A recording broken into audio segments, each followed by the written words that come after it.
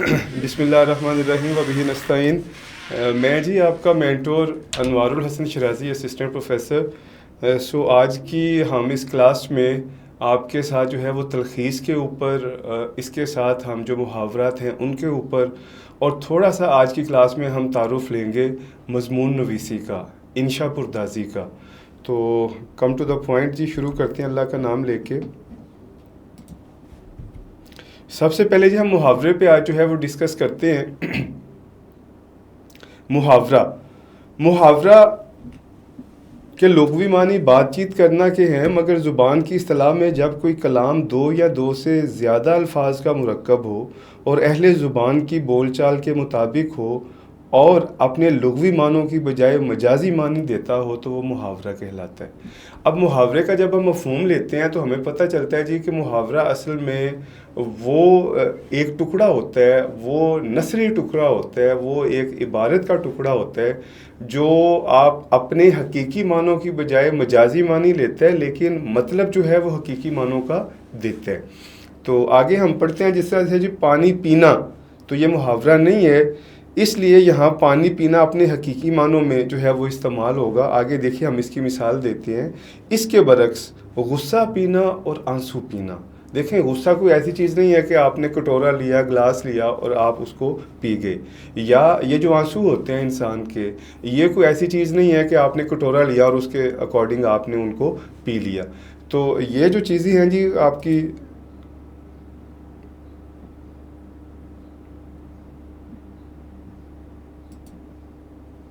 आप बेटा सुन रहे हैं मुझे? प्लीज़ अपने हैंड्स रेज़ करें।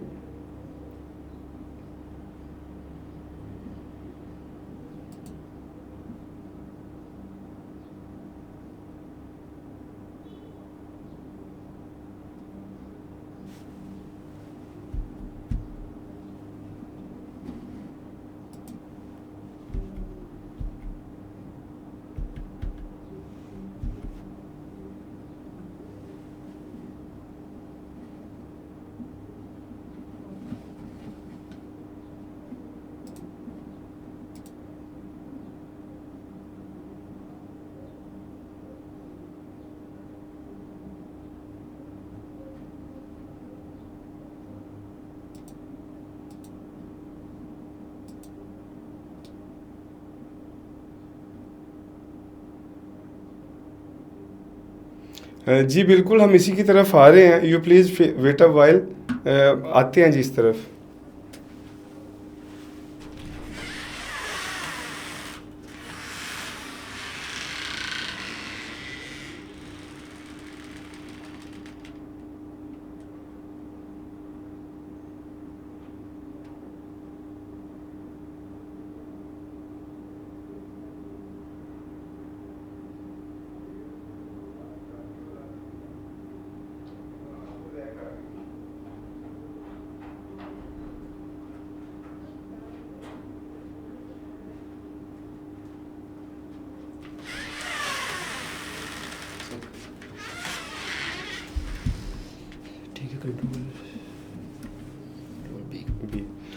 जी बिस्मिल्लाहिर्रहमानिर्रहीम व बिही नस्तईन। माज़रत जी, ये कुछ 2 से 4 मिनट हमारी चूँकि जो है वो टेक्निकल इशू था, सो इसके according we do apologize with you. Screen जो है वो प्रॉपर्ली विजिबल है जी। सो आज की जो हमारी क्लास है जी, ये 3 टॉपिक जो है वो हम डिस्कस करेंगे। इसमें हम मुहावरे पे डिस्कस करेंगे, इसमें हम तलखीस जो हम पहले पढ़ चुके थे परसों की क्लास में उस पर डिस्कस करेंगे, और थोड़ा सा हम ओवरव्यू लेंगे मज़मून नवीसी का, इंशा पुरदाजी का, जिसको ऐसे राइटिंग भी हम कहते हैं। सो मुहावरा एक दफ़ा फिर से पढ़ते हैं जी। मुहावरा, तो मुहावरे के लुग़वी मानी बातचीत करना के हैं, मगर ज़ुबान की इस्तिलाह में जब कोई कलाम दो या दो से ज़्यादा अल्फाज का मुरक्कब हो और अहले ज़ुबान की बोलचाल के मुताबिक हो और अपने लुग़वी मानों की बजाय मजाजी यानी गैर हकीकी मानी देता हो तो वो मुहावरा कहलाता है। जिस तरह से पानी पीना मुहावरा नहीं है, ये देखिए इंसान ने पानी पिया, दूध पिया, चाय पी, ये मुहावरा नहीं है। इसलिए यहाँ पे पानी जो है वो अपनी हकीकी मानों में इस्तेमाल हुआ है। अब यहाँ पे मुहावरा हम आपसे डिस्कस करते हैं। इसके बरक्स गुस्सा पीना, आंसू पीना, ये मुहावरा है। ठीक है जी। फिर से हम इसको डिस्कस कर लेते हैं कि मुहावरा असल में वो एक नसरी या टेक्स्ट का एक टुकड़ा होता है, अब पीस आप कह सकते हैं, पीस ऑफ टेक्स्ट, कि जिसमें कोई मफहूम जो है वो देखने में तो मजाजी होता है लेकिन असल में वो हकीकी मानों में इस्तेमाल होता है। तो आगे हम पढ़ते हैं जी। क्योंकि अहले ज़ुबान की बोलचाल के मुताबिक ये अल्फाज हैं और अपने मजाजी मानों में इस्तेमाल हुए हैं, कुछ अल्फाज का इस्तेमाल अहले ज़ुबान की बातचीत के मुताबिक होता है। अब यह बड़ी खूबसूरत बात है जी, कुछ अल्फाज का इस्तेमाल अहले ज़ुबान की बातचीत के मुताबिक होता है जिसमें कमी बेशी नहीं की जा सकती। जिस तरह से देखिए, जब हम इंग्लिश की बात करते हैं तो इंग्लिश में जिस तरह से पीएच जो है वो फे की आवाज़ निकालता है, फिज़िक्स तो हम फिज़िक्स नहीं कहते, या केमिस्ट्री तो ये सी एच हो तो केमिस्ट्री होगा लेकिन हम इसे बोलते हैं केमिस्ट्री। तो हम इसको ना यूं आपकी सहूलत के लिए बयान कर दें जी, दो चीज़ें होती हैं, एक होती है क़ियासी कानून और दूसरा होता है समाई कानून।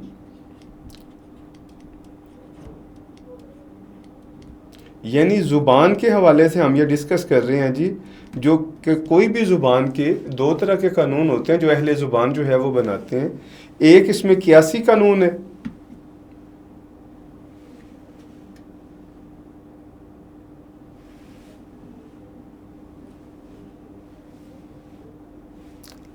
देखें जी स्क्रीन का इशू तो नहीं है आप लोगों को प्लीज़।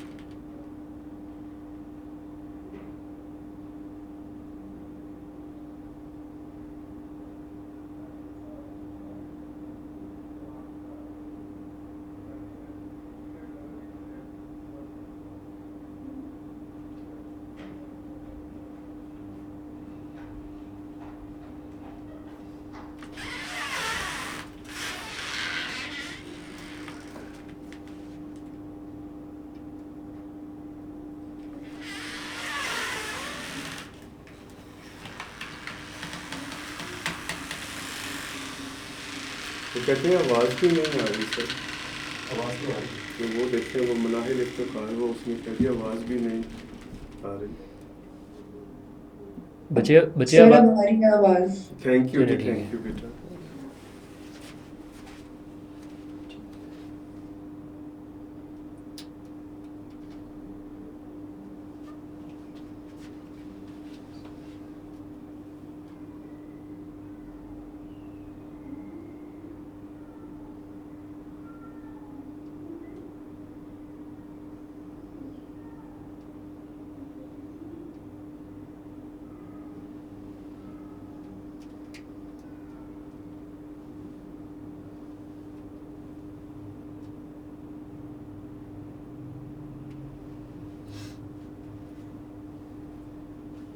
मैं आपके पास यहीं पे भी तो बैठा हूँ। ये सर क्या वजह क्या है इसकी? वजह होना मुझे चाहिए। मेरी खुद नहीं समझ आ रही। आप सर फिर इस लेक्चर में काइंडली जो है जी, जी। अगर कहते हैं तो यहीं पे स्टे कर लें या नहीं फिर अभी आप कंटिन्यू करें। जी। अच्छा जी, बिस्मिल्लाहिर्रहमानिर्रहीम व बिही नस्तईन। देखें अब आवाज़ आ रही है आपको?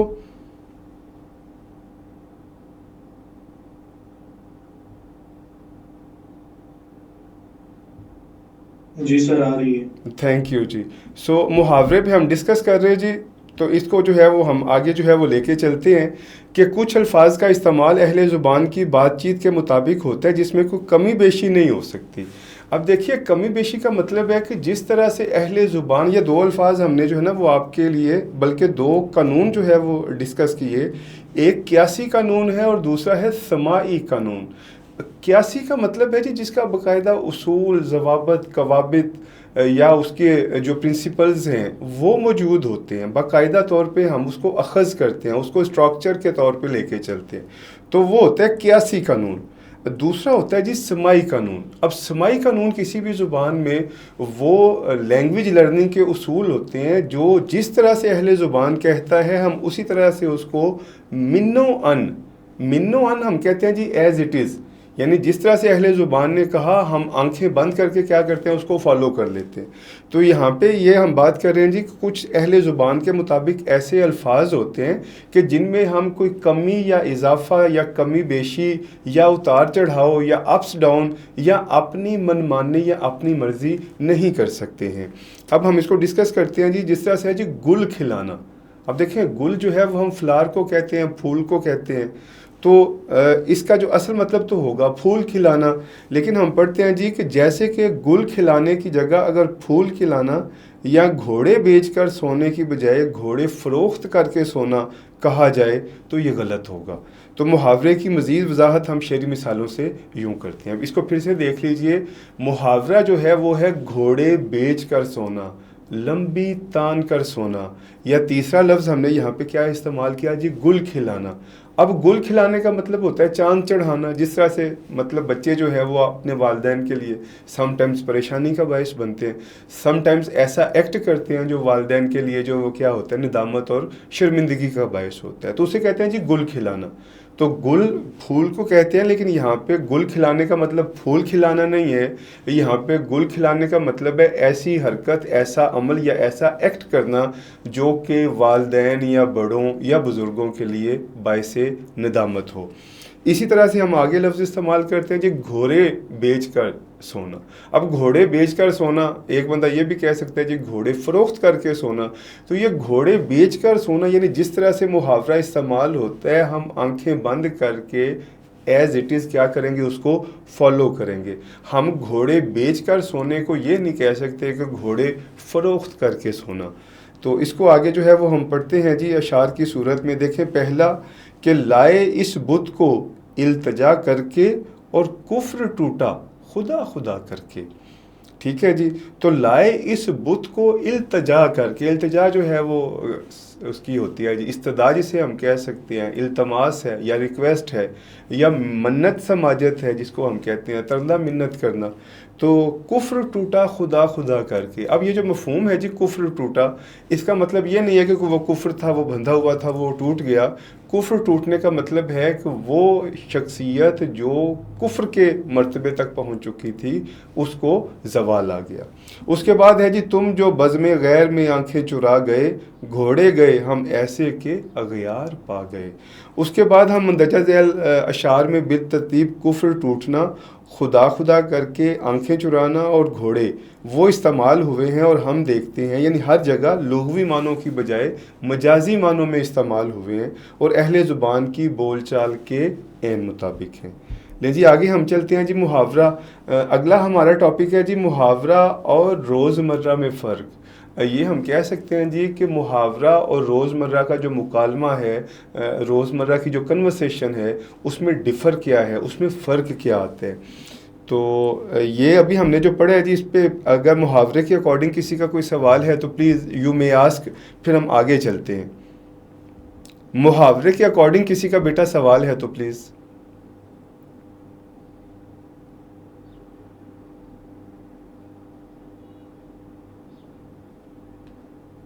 ओके। उसके बाद है जी मुहावरा और रोज़मर्रा में फ़र्क, ये अगला टॉपिक है जी हमारा। तो रोज़मर्रा उस बोलचाल और उसलूब बयान, ये जो उसलूब बयान है ये हम कहते हैं बयान का तरीका।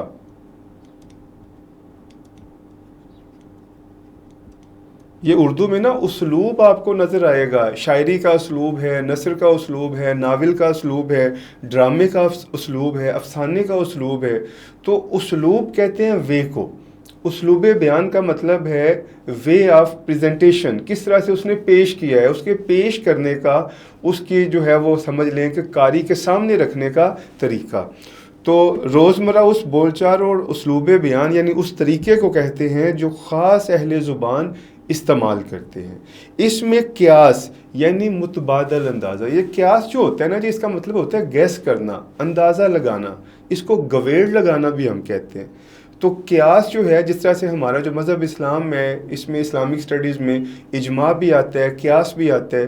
तो क़ियास का मतलब है कि हम मुख्तलिफ़ हालात, वाक़यात, मुशाहिदात, कैफ़ियत के अकॉर्डिंग जो है वो अंदाज़ा लगाते हैं कि उसके अकॉर्डिंग ये चीज़ जो है वो हो सकती है। इसमें क़ियास यानी मुतबादल अंदाज़े का कोई दखल नहीं होता, बल्कि समात पे इसका सारा दारो मदार होता है। समात का मतलब है जी वाइल यू आर लिसनिंग, आप जो सुनते हैं, जो आपकी जो समात है, जो लिसनिंग है, या जो सुनने की ताकत है।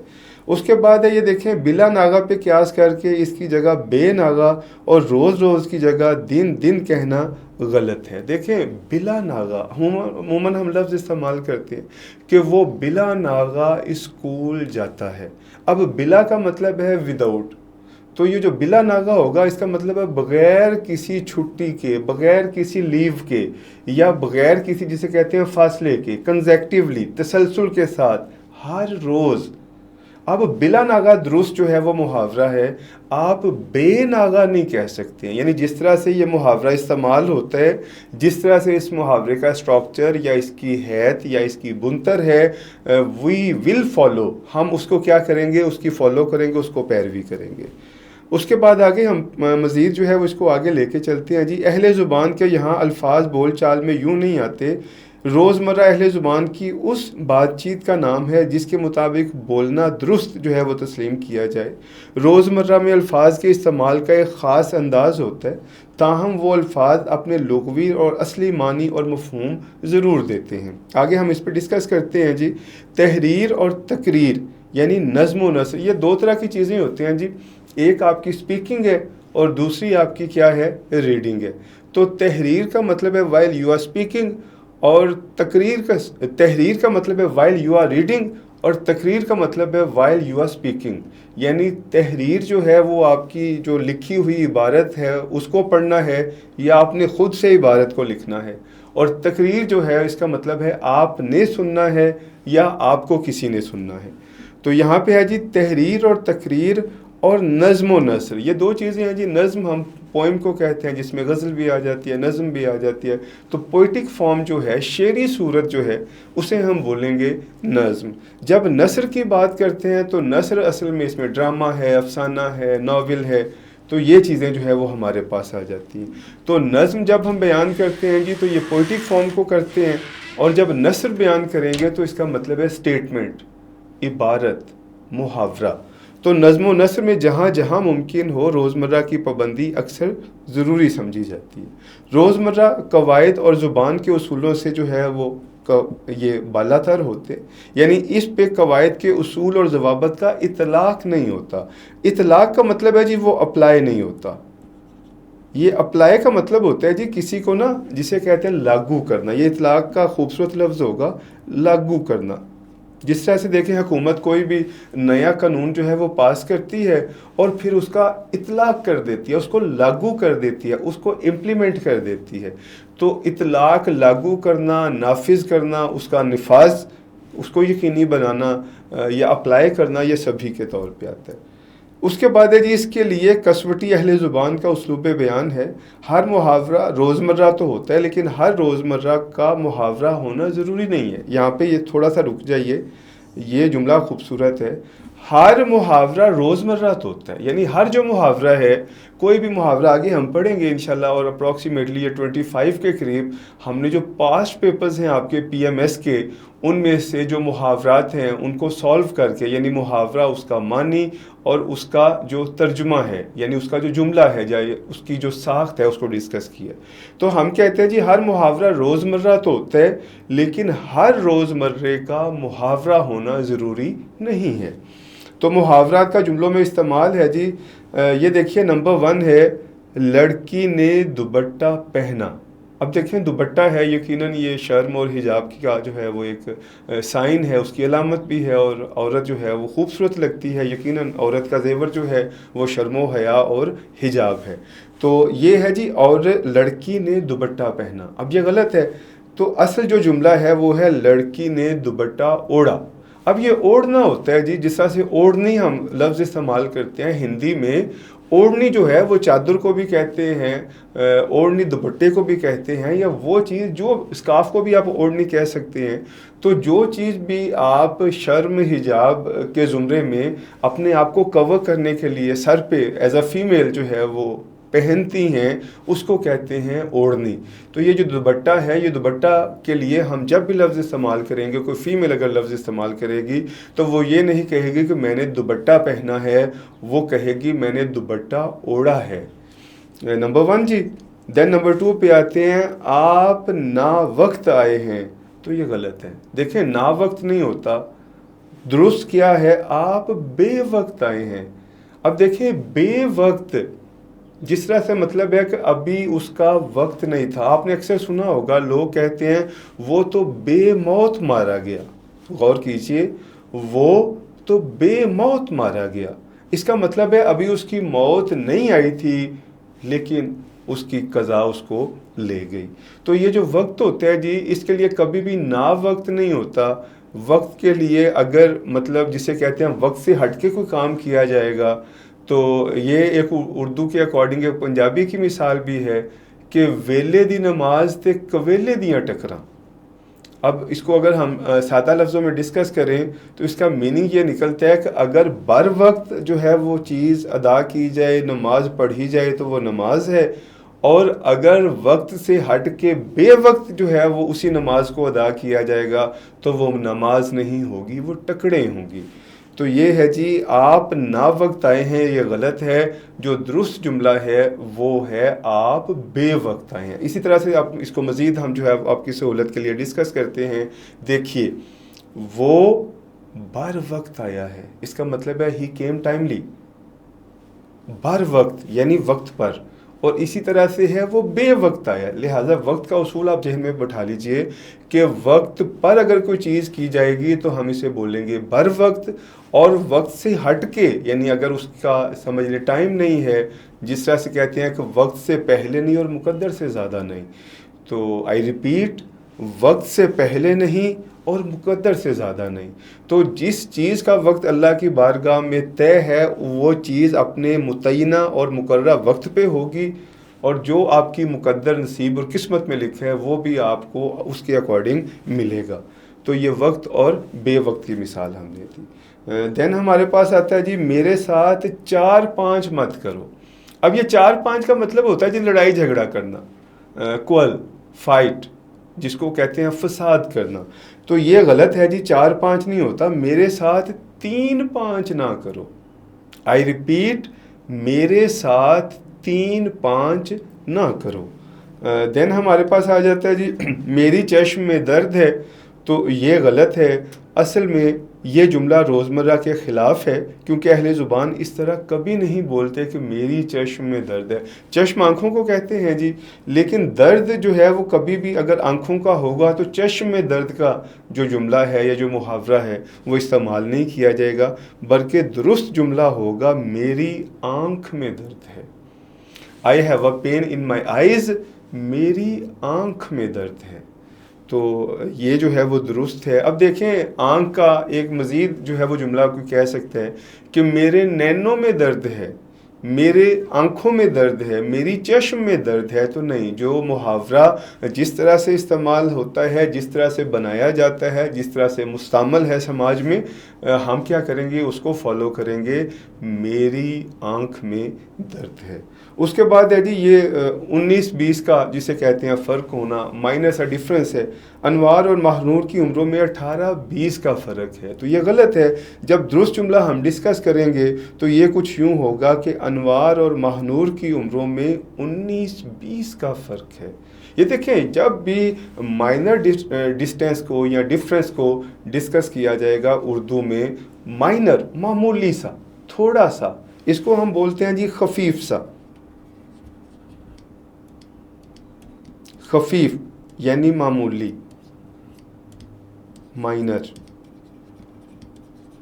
इसको बोलते हैं थोड़ा। तो ये जो माइनर डिफरेंस है जी, ये 19-20 का लफ्ज़ यहाँ पे आता है। तो इसका मतलब है कि अहले ज़ुबान मामूली तफावुत देखिए फ़र्क, हमने नया पेयर के प्लेटफॉर्म से अल्हम्दुलिल्लाह से हमेशा से ये कोशिश की है कि आपके लिए ऐसे मौजू मुनासिब और बेहतरीन नोट्स आपको प्रोवाइड किए जाएं जो आपको प्रॉपर वे में रहनुमाई दें। तो ये जो मामूली तफावत यानी फ़र्क है को वाज़े करने के लिए 19-20 का फ़र्क कहते हैं। यहाँ पे किसी का कोई सवाल है तो प्लीज़ आप बताइए, फिर मुहावरे हम पढ़ते हैं। किसी का प्लीज़ सवाल है, यू मे आस्क। अस्सलाम वालेकुम सर। जी वालेकुम सलाम बेटा। सर मुझे क्लियर नहीं हुआ, इजी वर्ड में बता दें एक दो सेंटेंसेस में कि मुहावरा रोजमर्रा में क्या डिफरेंस होता है। थैंक यू बेटा। रोजमर्रा की क्या डेफिनेशन है? जी I do it for you. देखें, मुहावरा रोज़मर्रा जो है ना, असल में आप इसको यूँ समझ लीजिए कि जो मुहावरा रोज़मर्रा में इस्तेमाल होता है हम उसको एज इट इज़ फॉलो करेंगे, हम उसमें अपनी मर्ज़ी या मनमानी नहीं करेंगे। देखें, हम मुहावरे में इस्तेमाल करते हैं कि मेरे साथ 3-5 ना करो, तो अगर 3-5 मुहावरे में लिखा है तो हम 4-5 नहीं कहेंगे। हम मुहावरे में थोड़ा सा मामूली फ़र्क के लिए इस्तेमाल करते हैं, 19-20 का फ़र्क है तो हम 18-20 का या 21-22 का या 25-27 का फ़र्क नहीं बोलेंगे। मुहावरा जिस तरह से है, जिस तरह से मुहावरा बना है, जिस तरह से मुहावरा बोला जाता है, जिस तरह से मुहावरा समाज में अपनाया जाता है, हम उसको एज इट इज़ फॉलो करेंगे। अब बेटा क्लियर हुआ कि नहीं?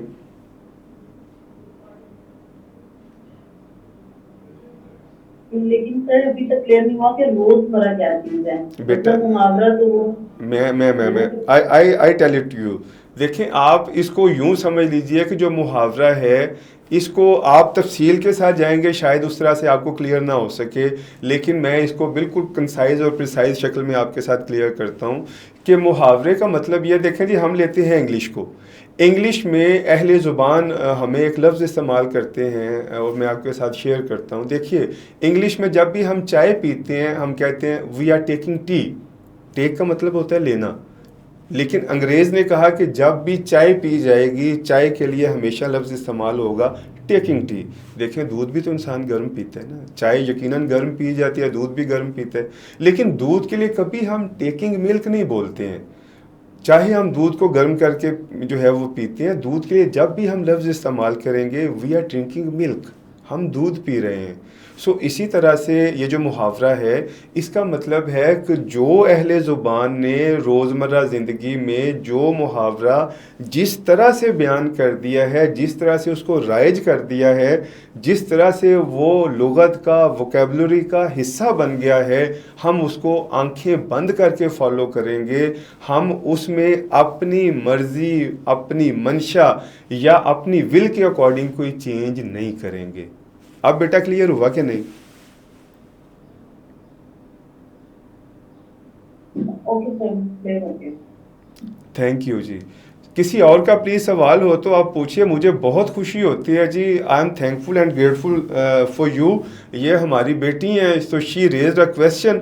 मेंटोर को बड़ी खुशी होती है जी जब एस्पायरेंट जो है ना वो उनसे सवाल करते हैं। और यकीन कीजिए, मैं एक सवाल आपसे जो है वो, बल्कि एक टॉपिक आपसे शेयर करता हूँ कि अल्लामा इकबाल के जो उस्ताद थे मीर हसन, वो कहा करते थे कि अल्लामा इकबाल दुनिया के बेहतरीन शागिर्दों में से है। इकबाल ने जब बुनियादी तालीम उनसे हासिल की और जब इकबाल ने अपनी फ़लसफ़े की तालीम प्रोफेसर ऑर्नड से, ये जो जीसी यूनिवर्सिटी लाहौर में पढ़ाते थे, गवर्नमेंट कॉलेज यूनिवर्सिटी लाहौर में फ़िलासफ़ी के जो प्रोफेसर थे, इकबाल ने जब उनसे फ़लसफ़ा पढ़ा तो प्रोफेसर ऑर्नड ने इकबाल के बारे में कहा कि इकबाल जैसा शागिर्द उस्ताद को मुहक्किक बना देते हैं और मुहक्किक को मुहक्किक तर बना देते हैं। तो जो एस्पायरेंट है जब वो सवाल उठाता है तो सिर्फ एस्पायरेंट परवाज़ नहीं करता, मेंटोर भी परवाज़ करता है। तो वी विल फील प्लेजर जी, आप जिस तरह के सवाल देंगे we are answerable to you as well as अल्लाह पाक। तो हमें खुशी होगी कि हम आपके सवालात को तसल्ली और तशफ़ी और सेटिस्फैक्ट्री के साथ पेश कर सकें। बेटा किसी का कोई और सवाल हो तो प्लीज़।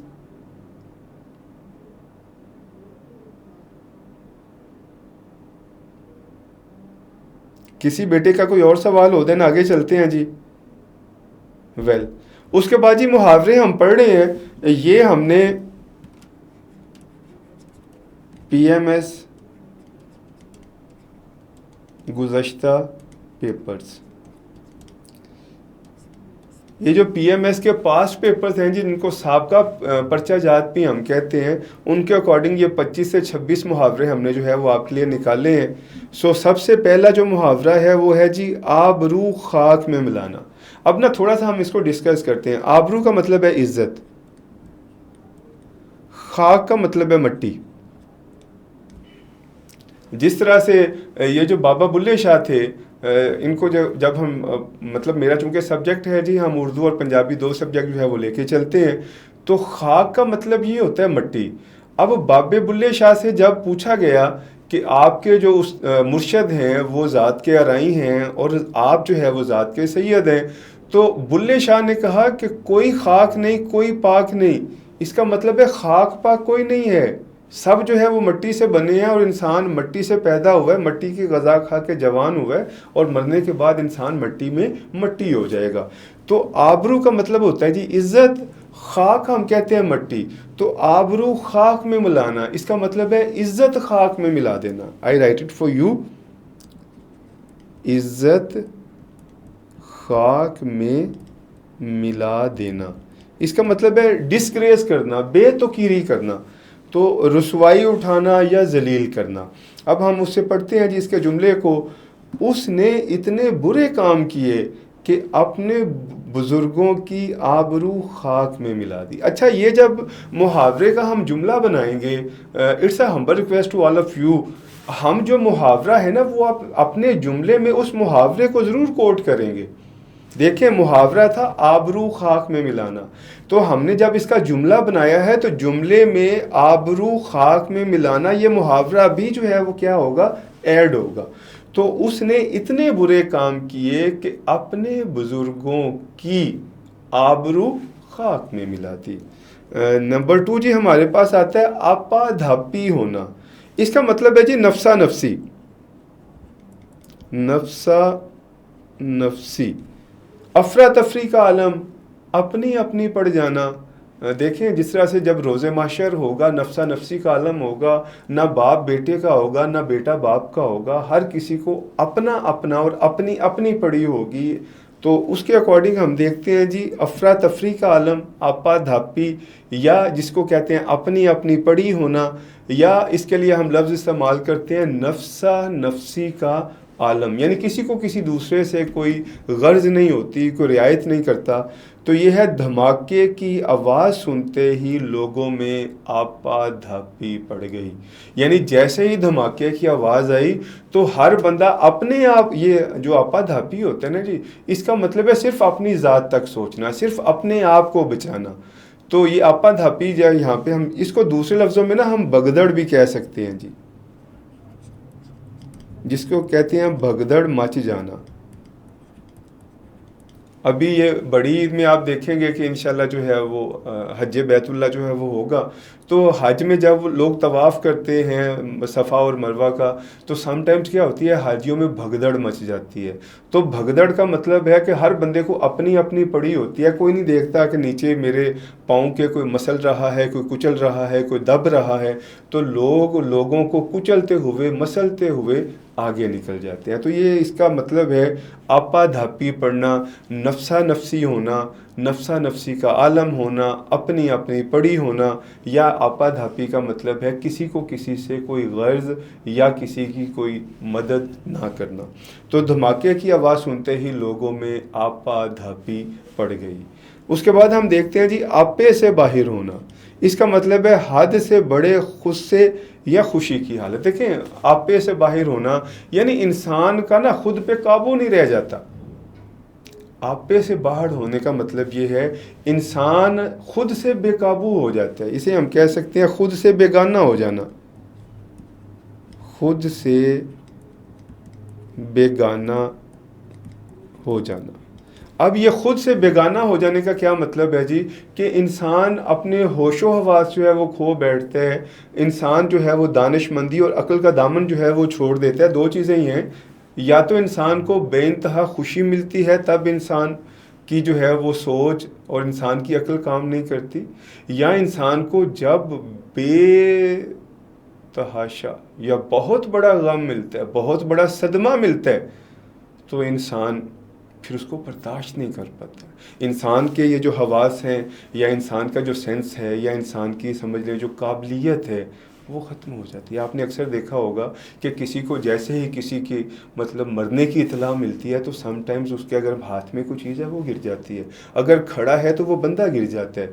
या समटाइम्स ऐसे होता है जी, जिस तरह से हम कहते हैं ये जिसका आपे से बाहर होना, अगर किसी को बहुत बड़ी खुशी मिलती है तो लोग धमालें और भंगड़े डालने शुरू कर देते हैं। तो इसका मतलब यह है कि इंसान अपने आप से बेगाना हो जाता है। अब आगे हम पढ़ते हैं जी, अहमद गाली सुनकर आपे से बाहर हो गया। गाली हम कहते हैं जी अब्यूज़ को, तो ये जब किसी को बुरा भला कहा जाता है तो यकीनन किसी को अच्छा नहीं लगता, तो वो क्या हो गया, आपे से बाहर हो गया। नंबर 4 जी, आईना कर देना। देखें, आईना करने का मतलब होता है जी क्लियर कर देना, रोशन। रोशन है आईना कर देना यानी क्लियर कर देना इबहाम को, शक को, शुबे को, डाउट को, मुश्तबा चीज़ों को बिल्कुल साफ़ कर देना। यानी जिस तरह से आपके सामने शीशा जो है वो बिल्कुल साफ़ शफाफ होता है, आप शीशे को देखते हैं, शीशा आपको देखते हैं, तो इसी तरह से किसी के सामने किसी भी चीज़ को क्लियर कर देना। तो आईना कर देना जी इबहाम ख़त्म कर देना या वाज़ेह कर देना। तो उस्ताद ने शेर के जुमला और मफाहीम को तलबा पर आईना कर दिया। अब देखें, हम जब अशार पढ़ेंगे तो इंशाल्लाह से हमारा जो तरीक़ेकार होगा, सबसे पहले हम शेर पढ़ेंगे, उसके बाद उसके मुश्किल अल्फाज उनको डिस्कस करेंगे, देन फिर हम क्या करेंगे जी उसके मफ़हूम को डिस्कस करेंगे और आखिर पे उसकी तशरीह को पढ़ा जाएगा। तो उस्ताद ने शेर के तमाम जो मफाहीम थे उनको क्या कर दिया, तलबा पे आईना कर दिया, इनको क्लियर कर दिया। देन नंबर 5 आता है जी आईने में बाल आना। तो इसका मतलब है शक व शुबे का पैदा हो जाना या इबहाम होना। तो आईने में बाल आना यकीनन है कि कोई डाउट हो जाना, कोई इश्तबाह हो जाना, कोई शक हो जाना, या किसी के बारे में कोई समझ लें कि वो इंसान थोड़ा सा सस्पिशियस हो जाता है। तो ये है कि दोस्तों के बारे में हमेशा मुहतात रवैया इख्तियार करना चाहिए ताकि आईने में बाल ना आए। ये देखिए, हमने यहाँ पे पूरा दोस्तों के बारे में मुहतात रवैया इस्तेमाल करना चाहिए, यहाँ तक तो लिखा है ताकि आईने में बाल ना आए। तो ये मेरा बेटा, आपने भी अपने जो है वो मेमोरी को और माइंड को यूं ही जो है वो एक्टिव रखना है वाइल अटेम्प्टिंग इन पेपर, कि पेपर में आप क्या करेंगे कि जहाँ पे भी ये लफ्ज़ आएगा, मतलब मुहावरा आएगा और मुहावरे का आप जुमला बना रहे होंगे, तो जुमले में उस मुहावरे को एज़ इट इज़ कोट करना आप पे वाजिब होगा। उसके बाद नंबर 6 है जी आंतों का कुल हु अल्लाह पढ़ना। इसका मतलब है ज़ोरों की भूख लगना, या इसको ना हम कहते हैं अंतों की भूख लगना।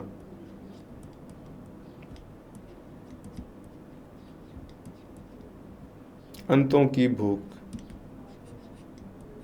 तो ये अंतों की भूख लगना, ज़ोरों की भूख लगना। भाई जल्दी खाना लाओ, मेरी तो आंतें कुल हु अल्लाह पढ़ रही हैं। तो इसका मतलब है कि I am near to die, यानी मेरा जिसे कहते हैं कि वो भूख से ये हाल है या मैं भूख से निढाल हूँ और मैं मरने के करीब हूँ। तो आप क्या करें, खाना लाएं ताकि मैं खाना खा सकूँ और बच सकूँ। तो आंतों का कुल हु अल्लाह पढ़ना का मतलब ये है कि इंसान को शदीद भूख लगना।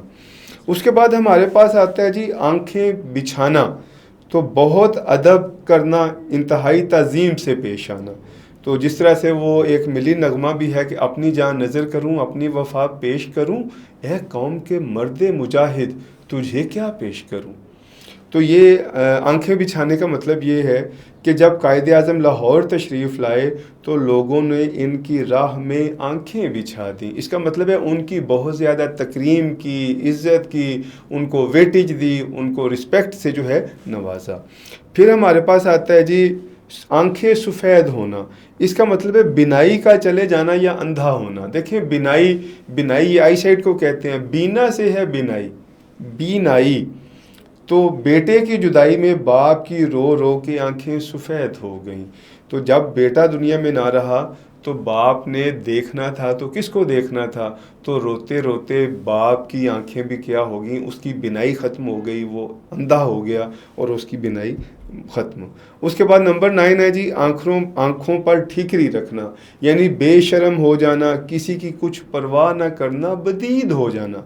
ये बदीद का मतलब है बंदा दीद लिहाज नहीं करता। बदीद यानी दीद लिहाज ना करना। देखिए बेशर्म हो जाना, इंसान किसी का लिहाज नहीं करता, किसी की शर्म नहीं करता, किसी को वेटेज नहीं देता, किसी को जिसे कहते हैं ओब्लाइज नहीं करता, तो आप ऐसे तो आंखों पे ठीकरी ना रखें, उसने तो आप पे बहुत एहसान किए हैं। इसका मतलब है एक बड़ी खूबसूरत इस हवाले से उर्दू की लाइन भी है कि ये नफ़रत ही है जिसे दुनिया जान लेती है, वरना मोहब्बत का यकीन दिलाने में ज़िंदगी बीत जाती है। यानी आप 70 जगह पे किसी की नेकी करते हैं, मदद करते हैं, और एक जगह पे आप बाअम्रे मजबूरी स्पीचलेस हो जाते हैं, आप हेल्पलेस हो जाते हैं, आप उसकी मदद नहीं कर पाते।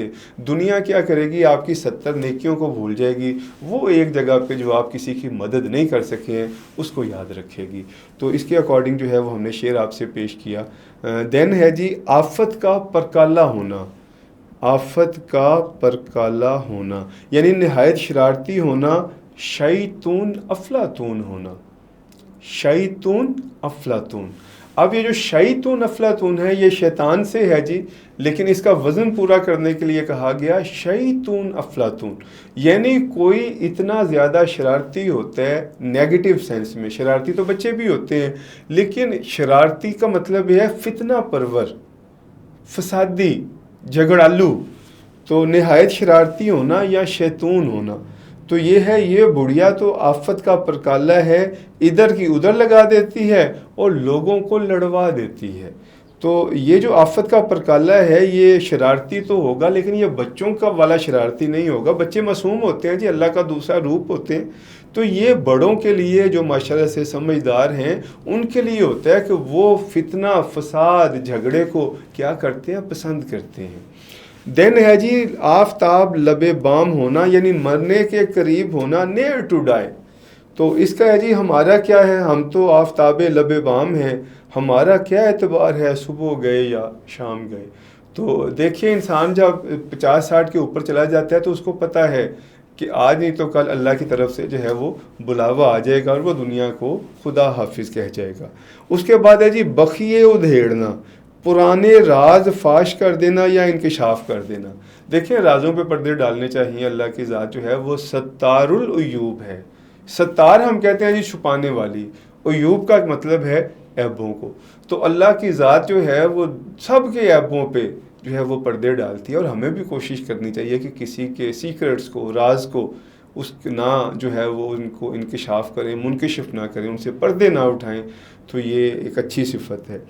तो जदीद मीडिया ने हर सियासतदान के बखिए उधेड़ के रख दिए हैं, अब कोई बात अवाम से पोशीदा नहीं रही। उसके बाद है जी बुरा भला कहना, ये आप भी समझते हैं, बुरा भला कहना, गालियां देना, जलील करना। तो बुढ़िया ने लोगों को वो बेनुक्त बातें सुनाई कि तौबा ही भली। उसके बाद है जी 3-5 करना, तो ये है जी तकरार करना, बहस करना, झगड़ा करना। तो मेरे साथ जिस तरह से हमने इसका मुहावरा भी पढ़ा था जो रोज़मर्रा है, 3-5 करना यानी वो लड़ाई करना, फ़ाइट करना। तो मेरे साथ 3-5 करने की ज़रूरत नहीं है, सीधी तरह मेरी रकम क्या कर दो, वापस कर दो। उसके बाद है टसवे बहाना, इसका मतलब है जी झूठ मूठ का रोना या रोने की अदाकारी करना। बच्चे ये बड़ा खूबसूरत तरीके से करते हैं। बच्चे हैं देखें, वो मन के सच्चे भी होते हैं और इतने अच्छे भी होते हैं कि उनके रोने पे इंसान को जो है वो खुद रोना आ जाता है। हमें पता है कि ये झूठ बोल रहे हैं, हमें पता है ये अदाकारी कर रहे हैं, हमें पता है कि ये एक्ट कर रहे हैं, लेकिन वो चूँकि अल्लाह का रूप होते हैं और इंसान अगर उसके दिल में सॉफ्ट कॉर्नर है तो वो बच्चों को पसंद करता है। तो उसके बाद है जी टसवे बहाना, बच्चे को चोट लगी नहीं वो तो यूं ही टसवे बहा रहा है, यानी बच्चे को कोई चोट नहीं लगी, वो ज़ख्मी नहीं हुआ, वो झूठ मूठ का रोना जो है वो दिखा रहा है। उसके बाद है जी टमकटोइयाँ मारना, यानी अंदाजे लगाना, अटकल से काम लेना, तीर तुक्का जिसे हम कहते हैं, तीर नहीं तो तुक्का सही। तो ये है कि बाज़ लोगों की आदत होती है कि वो सोचते समझते कुछ नहीं बल्कि यूं ही टामकटोइयाँ मारते रहते हैं। उसके बाद आ गया जी नंबर 17। यहाँ तक देखें, किसी का कोई सवाल है तो बेटा फिर हम आगे चलते हैं। किसी का कोई सवाल है तो प्लीज़।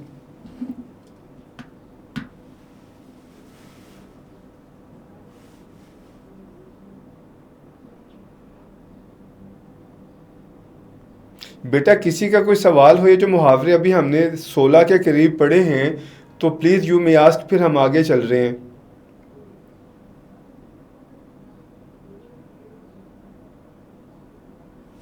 ओके जी। फिर हमारे पास है जी टका सा जवाब दे देना। इसका मतलब है बग़ैर दीद लिहाज के साफ साफ जवाब दे देना। इसको हम कहते हैं जी स्ट्रेट फॉरवर्ड, टका सा जवाब। यानी वो बंदा जो मुंह पे कह देना, ये भी होता है मुंह पर कह देना। लोगों की आदत होती है, कुछ लोग दीद लिहाज करते हैं कि मैं अगले को अगर सीधी सीधी बात उसके मुंह पे कहूँगा तो उसको बुरी लगेगी। कुछ इतने स्ट्रेट फॉरवर्ड होते हैं कि वो कहते हैं मेरी मतलब जो है वो आदत है, मैं इसको चेंज नहीं कर पाता, ना मुझसे होती है, तो मेरे दिल में या मेरी ज़ुबान पे जो चीज़ होती है मैं फ़ौरन उसको उगल देता हूँ। तो ये बहरहाल ये भी एक आदत है। तो ये है जी टका सा जवाब देना, बग़ैर दीद लिहाज के साफ साफ जवाब देना। तो मैंने आबद से कुछ रकम मांगी मगर उसने मुझे टका सा जवाब दे दिया। यानी मैंने उससे कहा जी मुझे कुछ पैसे चाहिए, मैं इंशाल्लाह वेरी सून आपको रिटर्न कर दूंगा, लेकिन उसने फौरी तौर पर मेरे पास तो है ही नहीं, या मैंने आपके लिए थोड़ी रखे हैं। तो टका सा जवाब देने का मतलब है ऐसा जवाब देना जिसकी अगले को तवक्को ना हो, या अगला सुनना ना चाह रहा हो, या ऐसा किसी को जवाब देना कि वही जवाब अगर आपको दिया जाए तो आप भी उसको पसंद ना करें। उसके बाद है जी जूतियाँ चटखाना, यानी मारे मारे फिरना। तो आजकल बेरोज़गारी का ये आलम है कि बाज़ आला तालीम याफ्ता नौजवान भी जूतियाँ चटखाते फिरते हैं। अब जूतियाँ चटखाना इसका मतलब है जूतियाँ घिस जाना, जूतियाँ घिस जाना। देखें इस वक्त जो पाकिस्तान के हालात हैं यकीनन आपसे भी पोशीदा नहीं है, तो मेरे अकॉर्डिंग जो है देखें जी यू हैव 2 हैंड्स। आपके एक हाथ में स्किल है, क्वालिफ़िकेशन है, एजुकेशन है, टैलेंट है, सलाहियत है, लेकिन दूसरे हाथ में आपके अर्निंग भी होनी चाहिए, दूसरे हाथ में आपके जॉब भी होनी चाहिए। तो आजकल हमारे समाज का जो है वो इशू है जिसको हर जो है वो इंसान फेस कर रहे हैं, स्पेशली जो हमारी यूथ है, कि उनके एक हाथ में टैलेंट तो है, ज़ील तो है, जज्बा तो है, एजुकेशन तो है, स्किल तो है, डिग्रीज़ तो हैं, लेकिन दूसरे हाथ में अर्निंग नहीं है, जो कि बहुत ज़रूरी है। उसके बाद है जी आजकल बेरोज़गारी का ये आलम है, ये हम पढ़ चुके हैं कि बहुत आला तालीम याफ्ता नौजवान भी जो हैं वो जूतियाँ चटखाते फिरते हैं। फिर है जी जूतियाँ सीधी करना, यानी बहुत ज़्यादा तज़ीम व तकरीम देना या मोहतरम समझना। तो जो लोग असातिज़ा की जूतियाँ सीधी करते हैं वही हमेशा कामरान ठहरते हैं। कामरान का मतलब है कामयाब होते हैं। तकरीम भी इज़्ज़त को कहते हैं, ताज़ीम भी इज़्ज़त को कहते हैं, और मोहतरम का मतलब भी होता है एहतराम देना।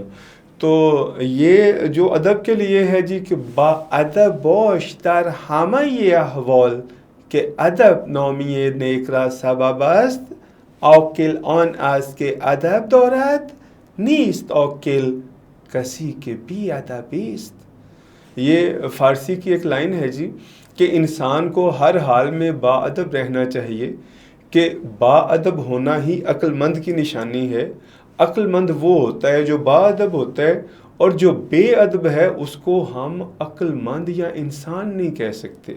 तो इंसान कहलवाने के लिए या अक्ल हासिल करने के लिए जो पहला स्टेप है, जिस तरह से हम उर्दू शायरी में कहते हैं कि अदब पहला करीना है मोहब्बत के करीनों में। आई रिपीट, अदब पहला करीना है मोहब्बत के करीनों में। तो अदब जो है वो ज़रूरी है। उसके बाद है जी चिराग सहर होना, मरने के करीब होना, उम्मीद ज़ीस्त का ना रहना। ज़ीस्त हम कहते हैं जी ज़िंदगी को, उम्मीद ज़ीस्त यानी ज़िंदगी की उम्मीद, इंसान की जो आस होती है, जो होप होती है, या जो इरादे हैं वो ख़त्म हो जाते हैं। तो ये है मियाँ हमारा क्या है, हम तो चिराग सहर हैं, आज मरे कल दूसरा दिन होगा। तो दूसरा दिन का मतलब है कि इंसान वो अल्लाह की मखलूक है कि इसके आने से भी कोई फ़र्क नहीं पड़ता और इसके जाने से भी कोई फ़र्क इस दुनिया को नहीं पड़ता है। उसके बाद है ये चौकड़ी भूल जाना, हवास बाख्ता हो जाना, अपने से बेगाने हो जाना, यानी इंसान की ना सूझबूझ जो है वो काम करना छोड़ देती है। तो जब उम्मीदवार पंजाब पब्लिक सर्विस कमीशन, ये PPSC है जी, जिसमें इंशाल्लाह we are praying for you कि आप अपीयर होंगे और वहाँ से जो है वो सिलेक्शन लेके आएंगे। तो जब उम्मीदवार पीपीएससी यानी पंजाब पब्लिक सर्विस कमीशन में इंटरव्यू के लिए पेश होते हैं तो न जाने क्यों अपनी चौकड़ी भूल जाते हैं। इसका मतलब है अपना आप भूल जाते हैं, अपना आप भूल जाते हैं। इसको कहते हैं जी नर्वस हो जाना।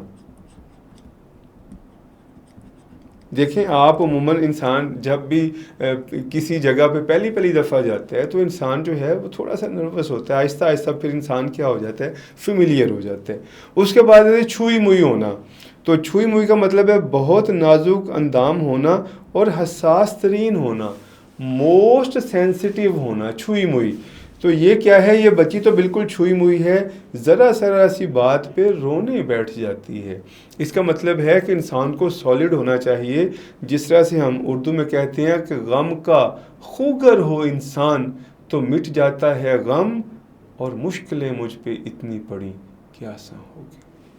उसके बाद आगे क्या है जी, छाती पे सांप लौटना, यानी किसी के मर्तबा व मुकाम से हसद करना, जलना, या किसी के लिए जो है वो इंसान के दिल में तकलीफ़ होती है कि जो उसका मर्तबा है उससे छिन जाए। तो ये है पाकिस्तान की तरक्की से दुश्मनों की छाती पे सांप लौट रहे हैं। यानी पाकिस्तान जब तरक्की और अपनी जो है वो मज़ीद बेहतरी की तरफ जो है वो जा रहा है तो पाकिस्तान के जो दुश्मन हैं उनको ये किसी सूरत जो है वो बर्दाश्त नहीं हो पाती। फिर है जी छठी का दूध याद आना। इसका मतलब है मुसीबत के आलम में अच्छे अय्याम का याद आ जाना। देखिए एक चीज़ याद रखिएगा, इंसान की ज़िंदगी है, इसमें दो चीज़ें हर इंसान के साथ हैं, एक खुशी दूसरा गम। और मेरा ख़ुद का एक इस हवाले से शेर है कि कुछ दिन कटे हैं खुशी में कुछ गम के साथ, होता रहा है मजाक यूं ही मेरी ज़िंदगी के साथ। आई रिपीट, कुछ दिन कटे हैं खुशी में कुछ गम के साथ, होता रहा है मजाक यूं ही मेरी ज़िंदगी के साथ। तो ये है जी कि पुलिस ने चोर की ऐसी पिटाई की कि उसे छठी का दूध याद आ गया। उसके बाद है जी नंबर 26 से खिफ होना, खिफ़त उठाना, शर्मिंदा होना, नदामत उठाना, कच्चा पड़ जाना। तो ये है कि जब उसकी गलत बयानी का पर्दाफाश हुआ तो वो ख़ुद पे खिफ हुआ। तो ये 26 थे जी, दैट हैज़ डन टुडे। इसके अकॉर्डिंग किसी का कोई सवाल है तो प्लीज़ बताएं, फिर हम आगे चलते हैं जी। सर छठी का दूध याद दिलाने से ये इस तरह का सिमिलर नहीं है कि नानी याद दिलाना? देखें जी, जो छठी का दूध है ना प्यारे बेटे, छठी का दूध याद आना, इसका मतलब है देखिए इंसान की ज़िंदगी में ना दो तरह के वाक़यात होते हैं। एक जो इंसान का पास्ट है वो मेमोरेबल होता है, काबिले जो समझ ले तज़किरा होता है, इंसान को अच्छा लगता है अपना पास्ट याद करना। और दूसरा ये होता है कि इंसान का पास्ट जो होता है ना वो कुछ ऐसा दुश्वार और दिल खराश होता है कि इंसान का दिल नहीं करता उसको याद करने को। अब देखें हम एक जो है ना वो फ़ारसी में बात करते हैं कि कदरे आफ़ियत कसी दौनत बेमुसीबती गिरफ्तार आयद, कि खैर खैरियत की कदर वही जानता है जो किसी मुसीबत में फंसा हो।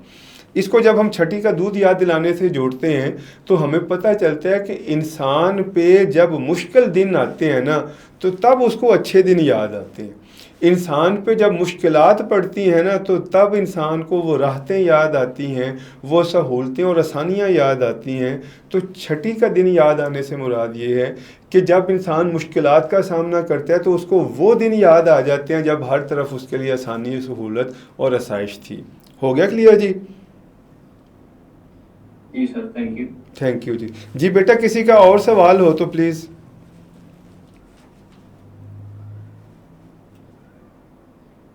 प्यारे बेटे किसी का और सवाल है तो प्लीज़ हम ना आगे फिर ये जो तलखीस है इसकी तरफ बढ़ेंगे, लेकिन मैं चाह रहा हूँ कि हम कुछ जो है वो आपके सवालात का जवाब दें।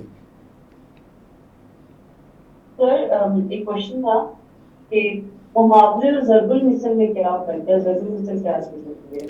हाँ, ये ज़रबुल मिसल जो होते हैं ना प्यारे बेटे, ये होते हैं अखान। अब मुहावरा जो होता है ना ये बड़ा मुख्तसर सा होता है। ये यानी देखिए, मैं ना इसकी एक मिसाल देता हूँ आपको। अब यह है छठी का दूध याद आ जाना, 3-5 करना, या जो है वो दुपट्टा ओढ़ना, ये मुहावरे हैं। ज़रबुल मिसल जो है ना वो पूरी एक स्टेटमेंट, एक इबारत होगी। जिस तरह से हम कहते हैं नाच ना जाने आंगन टेढ़ा। अब देखें, आप में से कोई बताएगा जिसका क्या मतलब है नाच ना जाने आंगन टेढ़ा? इसका ये मतलब होता है कि अपने में फॉल्ट हो और किसी और चीज़ पे ब्लेम करना। यकीनन ऐसे ही है जी। अगर ना इसके मीनिंग की तरफ हम जाएंगे तो हमें पता चलेगा कि इसको ना हम पंजाबी में यूं बयान कर सकेंगे कि नचना ते औंदा नहीं, वेड़ा ही डिंगा है। यानी कोई भी इंसान अपने फॉल्ट को, अपनी गलती को, या अपनी मिस्टेक को, या अपने वीक जोन को एडमिट नहीं करता है। या इसको सादा लफ्ज़ों में मज़ीद अगर हम बयान कर दें तो गलती इंसान की खुद की होती है लेकिन डालता शैतान पे है। तो नाच ना जाने आंगन टेढ़ा, तो ये जो ज़रबुल मिसल है प्यारी बेटी, ये ना एक कंप्लीट सेंटेंस होता है, लेकिन जो मुहावरा है वो बड़ा मुख्तसर सा होगा। और हमें ना इंशाल्लाह ज़रबुल इमसाल भी हम आपको पढ़ाएंगे, उससे आपको पता चल जाएगा कि मुहावरे और ज़रबुल इमसाल में एक्चुअल फ़र्क क्या है। सर जो आपने मुहावरा डिस्कस किए हैं, इसके अलावा हमें और कितने करने चाहिए? ये तो 5 पे कोर्स किया ना, इसके अलावा हमें कितने करने चाहिए? मैं प्यारे बेटे, इसके लिए मुहावरात आपको अप्रॉक्सीमेटली ये जो हमारी अगली क्लास होगी उसमें हम जो है वो आपको देंगे मुहावरात। और मैं आपके लिए अप्रॉक्सीमेटली को 200 के करीब जो है वो मुहावरात कंसाइज करके जो है वो लेके आऊँगा। देखिए, ये जो भी नोट्स आपसे साझे हो रहे हैं ना जी, ये मेरे खुद के जो है वो मैन्युफैक्चर है, मेरे खुद के तैयार करता है। मैंने अपनी आंखों का नूर लगा के और अपना बेस्ट पॉसिबल पेश करके आपके साथ ये नेयर पेयर के प्लेटफॉर्म से ये चीज़ें शेयर की हैं, एज़ कि we want to see the smile at the face of aspirants. और देखिए, हमें अल्लाह की बारगाह में पूरा यकीन है कि जिस तरह से हमने इस चीज़ को आसान किया है, अभी जब हम शायरी पे डिस्कस करेंगे तो हमने जिसको कहते हैं कंसाइज और प्रिसाइज जो है वो नोटिंग बनाई है। तो इसका मकसद ये है कि आपके वक्त की नज़ाकत और वक्त की किल्लत को मद्देनज़र रखते हुए आपको वो चीज़ दी जाए जो पेपर में आए, वही चीज़ तैयार करवाई जाए जो आपके लिए फ़ायदेमंद हो। तो प्यारी बेटी, हम आपको एडिशनल, इजाफ़ी और गैर ज़रूरी किसी किस्म की कोई जो नोटिंग है या कोई जो कह लें कि या जो टेक्स्ट वगैरह है वो प्रोवाइड नहीं करेंगे। हम वही चीज़ प्रोवाइड करेंगे जो पेपर में आएगी और जिसको हम पढ़ाएंगे इंशाल्लाह। Thank you so much sir effort के लिए आपकी। जी, किसी और बच्चे का सवाल हो तो प्लीज़।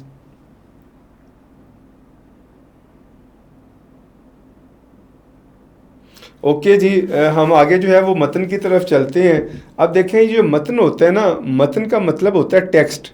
ये चीज़ आपने ना याद रखना है, टेक्स्ट, मतन। अब मतन की जो जमा है ये है मतून। जब मतून बोलेंगे तो ये टेक्स्ट होगा, मतून। तो ये मतन हम पढ़ते हैं जी। देखिए, तलखीस पे हम जो है वो काम कर रहे हैं। अब तलखीस को ना आप यूं ही समझ लीजिए कि हमने इतना शॉर्ट करना है, इतना शॉर्ट करना है कि उसका असल मफहूम हमने जो है वो पेश कर देना है। अब देखिए, मतन क्या है कि जो कौम अपने अमाल का जायज़ा लेती है वो इनकलाब बर्पा कर सकती है। तो इसको तो जो है वो इसका उन्वान क्या है, अमाल का जायज़ा खुद एहतसाबी। अब ये तलखीस जो है ना वो आप मुझे करके देंगे। ये तलखीस जो है वो मैं इसको काट रहा हूँ।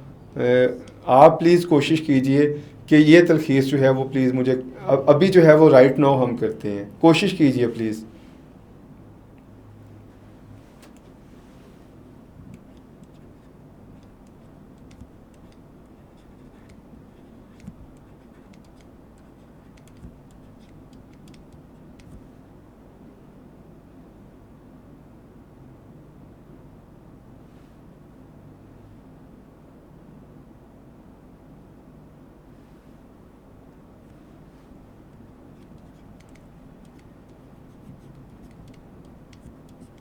अच्छा जी, ये देखें, ये अभी मैंने आपके सामने जो है वो मुख्तसर तलखीस की है।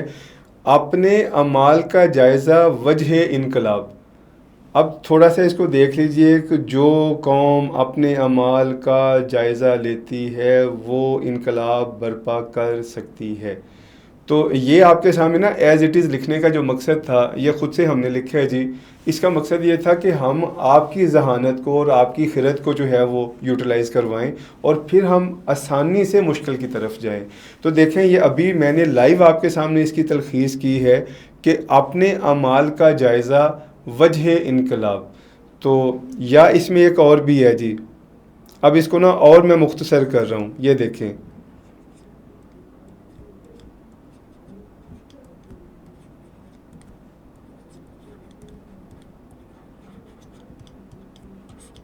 ये देखिए प्यारे बेटे, ये दूसरा हमने इसका जो है वो तलखीस का एक वर्जन आपके सामने शेयर किया है, खुद एहतसाबी वजह इनकलाब। देखें, एहतसाब का मतलब होता है अकाउंटेबिलिटी। जिस तरह से वो मियाँ मोहम्मद बख्श साहब पंजाबी में कहते हैं कि बुरे बंदे नूं मैं लभन टुरिया तां बुरा लभा ना कोई, और जद मैं अंदर जाती पाई तो मैं तो बुरा ना कोई। तो इंसान, वो कहते हैं दूसरे पे उंगली उठाना बड़ा आसान होता है, लेकिन इंसान जब अपने दामन में अपने अंदर झांक के देखता है तब उसको पता चलता है कि वो भी कोई इतना नेक पारसा बंदा नहीं है। जिसे इसको मज़ीद हम यूं बयान कर सकते हैं कि खूबसूरत बात है कि ऐबां वाला बंदा में अंदरों बाहरों गंदा में। तो ये जो मतन था जी, जो कौम अपने अमाल का जायज़ा लेती है वो इनकलाब बर्पा कर सकती है। इसकी दो तलखीस हमने आपके साथ जो है वो शेयर की जी, जो कि लाइव थी। एक था कि अपने अमाल का जायज़ा वजह इनकलाब, ये थोड़ी तफसील के साथ था। दूसरा हमने इसको और कंसाइज और प्रिसाइज कर दिया। हमने क्या किया जी, ख़ुद एहतसाबी वजह इनकलाब। ये देखें, ओनली 4 जो अल्फाज हैं, यानी ख़ुद एहतसाबी वजह इनकलाब। तो प्लीज़ आप भी इस पे जो है वो कोशिश कीजिए। और एक चीज़ हम बता दें जी, ये जो तलखीस है और ये जो इंशा है, जो मजमून है, ये प्रैक्टिस के साथ आएगा। आप मेरे साथ प्रैक्टिस करेंगे, मैं इंशाल्लाह आपके साथ प्रैक्टिस करूँगा, और ये कोऑपरेशन होगा जी between both sides. I repeat, ये कोऑपरेशन होगा बिटवीन बोथ साइड्स।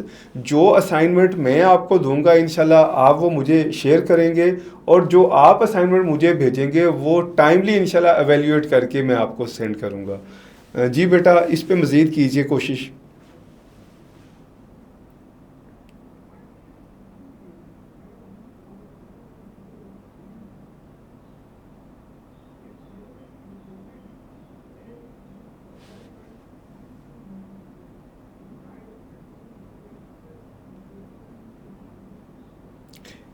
प्यारे बेटे, को कोशिश करें प्लीज़। ये एक लाइन है, देखें, 2 इसकी तलखीस तो मैंने आपके सामने रख दी।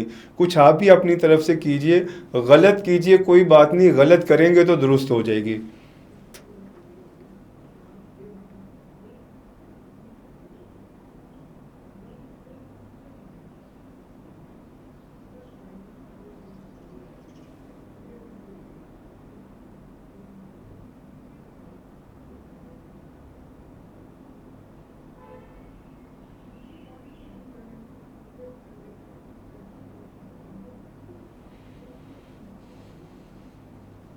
बेटा, आप मुझे सुन पा रहे हैं?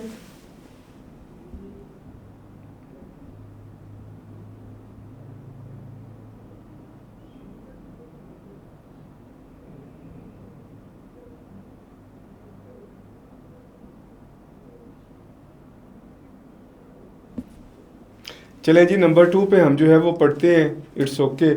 मतन क्या है जी, जिस भी आदमी पे जुल्म किया जाए, इस मजलूम की आह हम कहते हैं जी दुख, कभी बेकार नहीं जाती, और यही कानून कुदरत है। इसका मतलब जो है वो हम जो है वो पढ़ते हैं जी। उन्वान क्या है, गिरे हुओं को थाम लीजिए। देखें कितना खूबसूरत उन्वान हमने दिया, गिरे हुओं को थाम लीजिए। अब गिरे हुए मतलब ये कोई गिरा गुजरा नहीं है।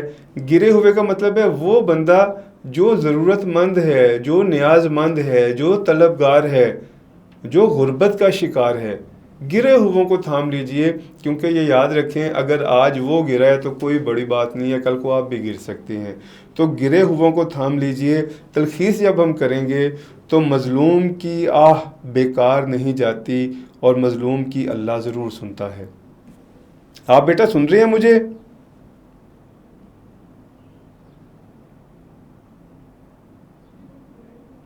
थैंक जी यू सर, आ रही हो। ओके जी। नंबर 3 जी हमारे पास आ गया, सूरत शमशीर है दस्ते क़ज़ा में वो कौम, करती है जो हर ज़मा अपने अमल के हिसाब। ये अल्लामा इकबाल का जो है वो शेर है जी।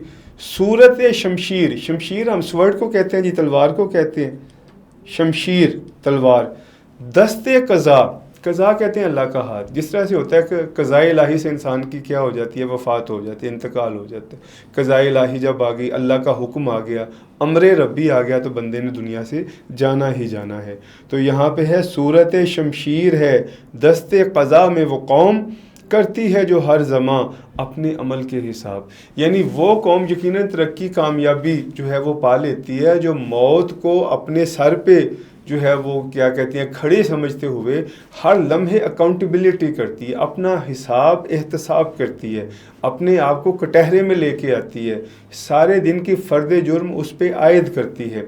और अगर उसका ज़मीर उसे बाइज़्ज़त बरी कर दे तो वो कौम अगले दिन जीने के लिए तैयार होती है, वरना वो कौम अपने आप को इस झंझट से निजात देती है।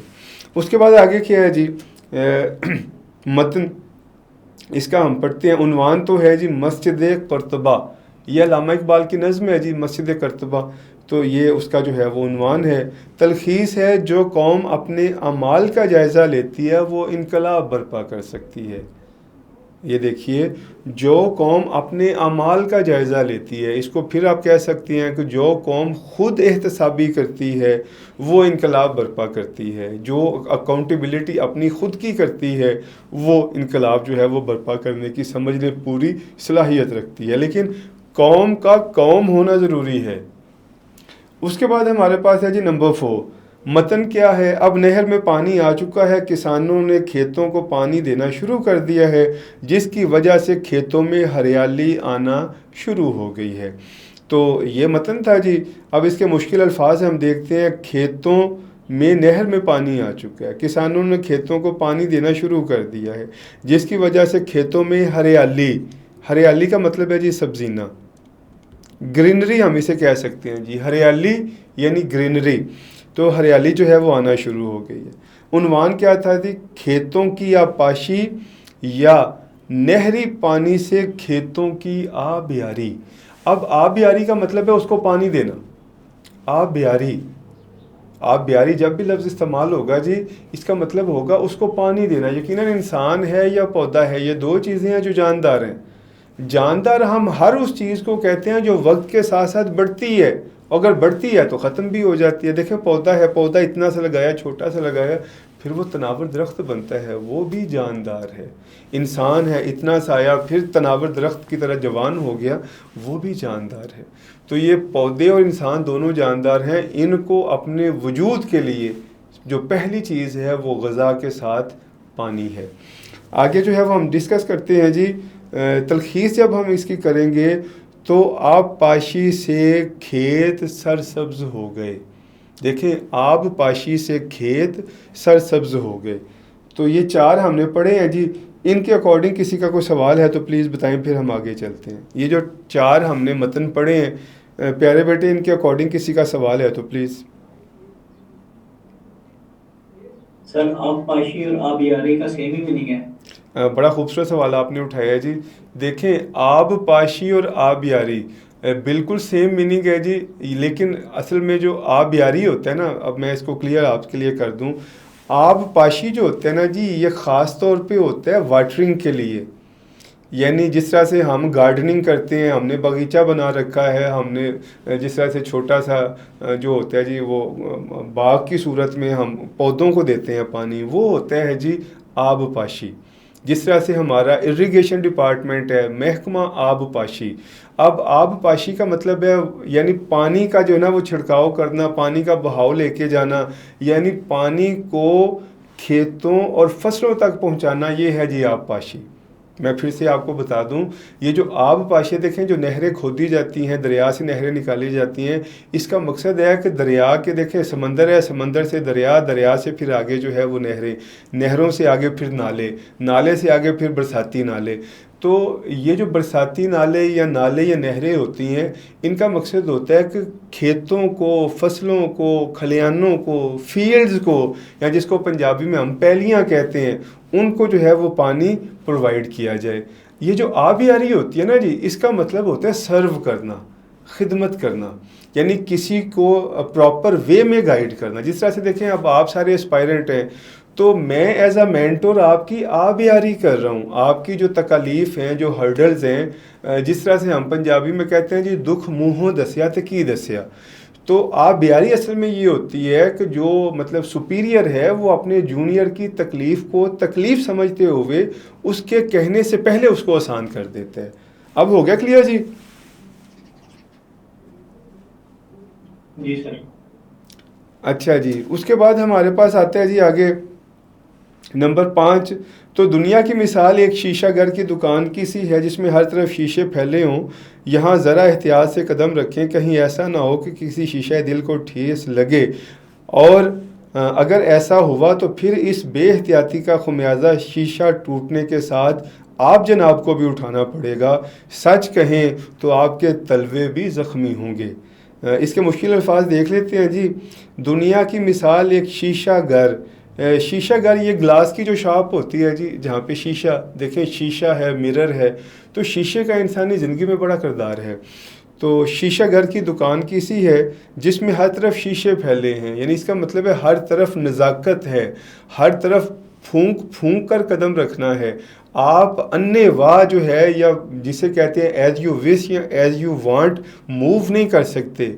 आपको वो जिसे कहते हैं कैदो बंद, रिस्ट्रिक्शंस और अपने आप को महदूद रखते हुए जो है अपनी मूवमेंट को यकीनी बनाना है।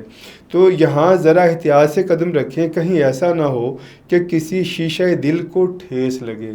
अब देखें शीशे दिल को, ये वही बात है जी कि शीशा अगर टूट जाए ना तो आप जितना मर्ज़ी उसको जो है वो जोड़ते रहें, उसकी जो लकीर है वो नहीं जाती, या इस लकीर को पंजाबी में त्रेड़ भी हम कहते हैं, तो वो नहीं जाती। और इसी तरह से है जो दिल है, और दिल के बारे में भी वही है जिसे पंजाबी में कहते हैं कि खूबसूरत बात है कि मंदिर ढा दे, मस्जिद ढा दे, और ढा दे जो कुछ ढेंदा, और एक बंदे दा दिल न ढावी रब दिलां विच रहिंदा। तो ये जो दिल है ये हुकूकुल इबाद में आता है। किसी के साथ अगर आप मिसकंडक्ट, मिसबिहेव, या ये ज़ुबान के अगर आप निश्तर चलाते हैं, ज़ुबान के तीर चलाते हैं, तो ये भी अगले के दिल टूटने का बायस बनते हैं। तो ये है किसी शीशे दिल को ठेस ना पहुँचे। ठेस का मतलब है वो टूट ना जाए। उसके बाद है जी, अगर ऐसा हुआ तो फिर इस बेएहतियाती का खुमियाजा, खुमियाजे का मतलब है जी नुकसान।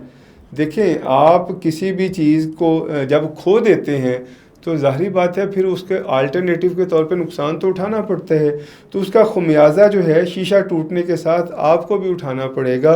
सच कहें तो आपके तलवे भी ज़ख्मी होंगे। तलवे का मतलब है ये जो पाँव के तलवे होते हैं ना, आपके पाँव, यानी देखें शीशा ज़मीन पे गिरेगा, आपके पाँव ज़मीन पे आएंगे तो आप भी ज़ख्मी होंगे। इसका मतलब है वो नुकसान शदीद होगा।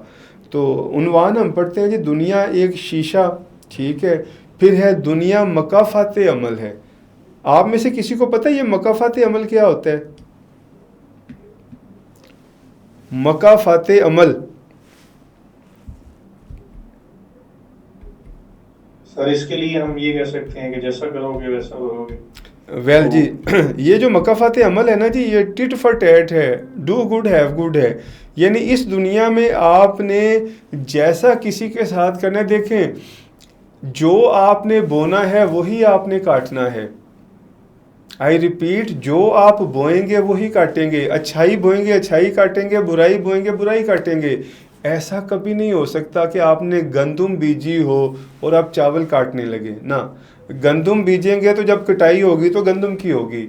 इसी तरह से अगर आप चावल बीजते हैं काश्तकारी में, तो जब उसकी फसल आएगी तो चावल की फसल चावल ही निकलेगी। तो ये होता है जी मकाफात अमल, डू गुड हैव गुड, अच्छा करेंगे अच्छा मिलेगा, बुरा करेंगे और वही जिस तरह से कुरान शरीफ ने कहा कि हल जज़ाउल एहसान इल्लल एहसान, नेकी का बदला नेकी के सिवा कुछ नहीं है। नेकी करेंगे नेकी मिलेगी, बुराई करेंगे बदले में भी बुराई मिलेगी। तो दुनिया नज़ाकत से भरपूर है। देखिए खूबसूरत टाइटल आ गया, दुनिया नज़ाकत से भरपूर है। इसका मतलब है नाजुक तरीन है वो बड़े फूंक फूंक के आपको कदम रखने चाहिए। फिर है जी तलखीस, हम देखते हैं दुनिया में इंतहाई एहतियात से रहना ताकि तुमसे किसी को तकलीफ़ ना पहुँचे, वरना ख़ुद तुम्हें भी नुकसान उठाना पड़ेगा। फिर आ गया जी नंबर 6, जो लोग दौलत रखते हैं और साहब हैसियत भी हैं, इनका फ़र्ज़ है कि वो गरीबों, मस्कीनों, यतीमों, हाजतमंदों नीज़ सफ़ेद पोशों की मकदूर भर का मतलब है अपनी हैसियत के मुताबिक। ये हैसियत का मतलब है जी जितनी अल्लाह की ज़ात ने आपको कैपेसिटी दी है उसके अकॉर्डिंग जो है वो क्या करें, उनकी मदद करें, माली मदद करें। उसके बाद है जी इसका उन्वान जो है वो हम देखते हैं मुस्तहकीन का हक। नंबर 1, मुस्तहकीन का मतलब है नीडी, डिज़र्विंग। फिर है हुकूकुल इबाद की बजा आवरी। खूबसूरत है जी हकूकुल इबाद, जो बंदों के हकूक़ हैं हमें उन पे अमल करना चाहिए, उनको अदा करना चाहिए। उससे खूबसूरत लफ्ज़ आ गया आज एहसान करो तुम अहले ज़मी पे। ये एक शेर का जो है वो पहला मिसरा है कि आज एहसान करो तुम अहले ज़मी पे, खुदा मेहरबान होगा अर्शे बरी पे। तो इसका मतलब है आज लोगों के साथ नेकी करोगे, लोगों के साथ भलाई करोगे, लोगों के साथ अच्छाई और गुड कंडक्ट के साथ जो है वो पेश आओगे, तो ये याद रखें कल को आपने भी अल्लाह की बारगाह में जाना है। जिस तरह से वो कहा कि सारी हयाती पेके गुजारी और एक दिन सौरे जाना, यानी सारी ज़िंदगी यहाँ गुजारने के बाद एक दिन इंसान ने अल्लाह की बारगाह में भी जाना है।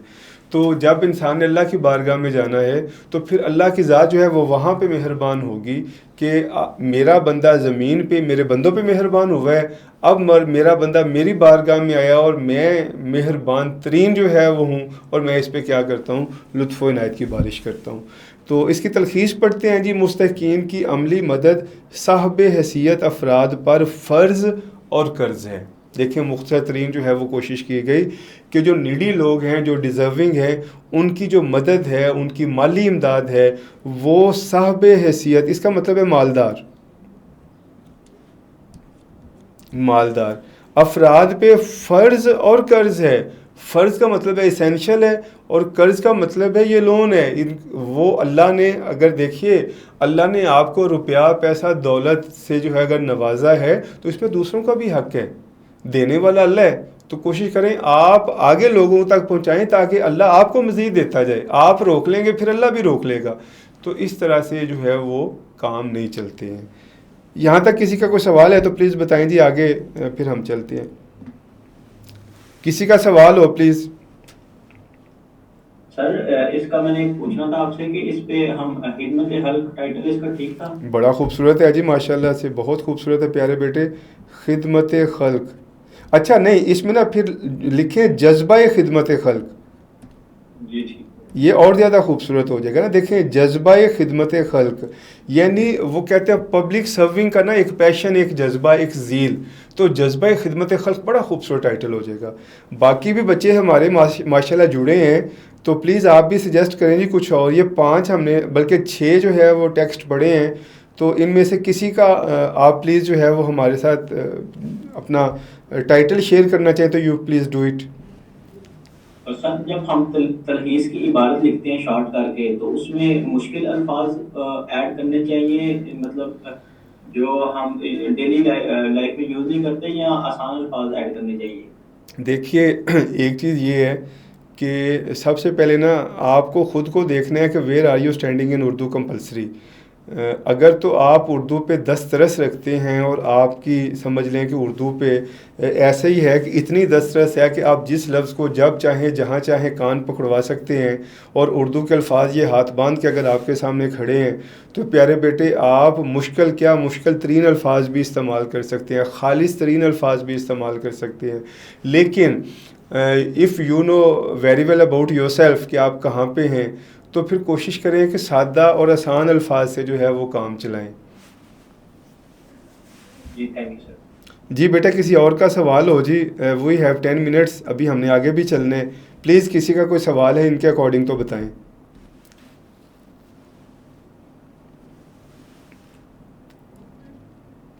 ओके जी अभी ये 2 जो है ना वो पैसेज हैं जी, ये मैं पढ़ाऊँगा आपको। और प्यारे बेटे it's a humble request to you कि इसकी जो तलखीस है ना वो आप मुझे जो है वो शेयर करेंगे। मैं फिर से कह रहा हूँ जी, ये 2 टेक्स्ट जो है एक असाइनमेंट के तौर पे हम चाह रहे हैं कि ये इसकी तलखीस आप मुझे आज शाम तक, यानी इसको मज़ीद डिले नहीं करें। हमने आपसे आपके ऐसे के अकॉर्डिंग भी एक असाइनमेंट आपको दी थी, तकलीफ़ मंजिल दी थी, लेकिन 2 से 3 बच्चों ने अपना सिर्फ काम जो है वो मेरे से साझा किया है। So it's a humble request to all of you कि हरकत में बरकत है। तो जब तक आप अपना अमालनामा या कारनामा मेरे से साझा नहीं करेंगे, देन मेरे लिए एवेल्यूएट करना और आपको आपसे मिलवाना और आपकी खूबियों और ख़ामियों को बताना मुश्किल होगा। और एक ही सारे बच्चे याद रखिएगा, मैं एज अ मेंटोर एक आपसे वादा करता हूँ कि आपका जब काम मेरे पास आएगा तो हम आपकी खूबियों से हट के आपकी ख़ामियों को जो है वो दुरुस्त करवाएंगे। और ये याद रखें, खूबियों का बताना कोई क्वालिटी नहीं होती, असल में ख़ामियों को बताना क्वालिटी होती है, क्योंकि ख़ामियों को हमने खूबियों में कन्वर्ट करना होता है। सो आई होप कि आप मेरी इस जो है वो रिक्वेस्ट पे एक्ट करेंगे। सो ये अभी तलखीस पढ़ते हैं जी। नंबर 1 मतन पढ़ते हैं। डॉक्टर सैयद आयत फ़ातिमा शिराज़ी लाहौर के एक निजी हस्पताल में सर्जन हैं। उन्होंने अपने क्लिनिक के बाहर लिख रखा है कि यहाँ ज़रूरतमंद या सफ़ेद पोश मरीज़ों का बिला मुआवजा इलाज मुआवजा किया जाता है। ठीक है जी। इस ज़िम्न में डॉक्टर आयत फ़ातिमा का कहना है कि उन्होंने ज़िंदगी में बहुत पैसा कमाया है, मगर अब वो इंसानियत की खिदमत करके सवाब कमाना चाहती हैं, क्योंकि अपने लिए जीना कोई कमाल नहीं, बल्कि दूसरों के लिए जीना इंसानियत की मिराज है। ऐसे रोशन फ़िक्र तबीब का आज के इस पुरअशोब दौर में मुयस्सर आ जाना यकीनन किसी मोजज़ा से कम नहीं है। अब ये मुश्किल अल्फाज जो है वो हम देखते हैं जी। सबसे पहले है जी निजी, इसका मतलब है जी प्राइवेट। आप उर्दू में टेलीविज़न में भी आपने देखा होगा जी, निजी जो है वो जिस तरह से होता है, निजी कॉलेज है या निजी स्कूल है, तो निजी का मतलब है प्राइवेट। ज़रूरतमंद, ये ज़रूरतमंद होता है जी। सफ़ेद पोश यहाँ पे दूसरा लफ्ज़ आया जी, इसका मतलब है मिडिल क्लास। अब ये जो मिडिल क्लास है ना, ये दरमियाना तबका होता है जिसको बोलते हैं मुतवस्सत तबका।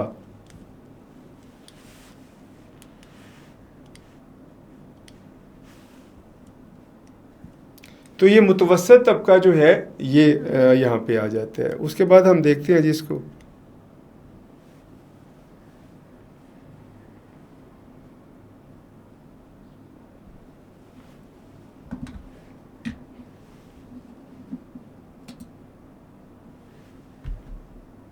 ठीक है जी।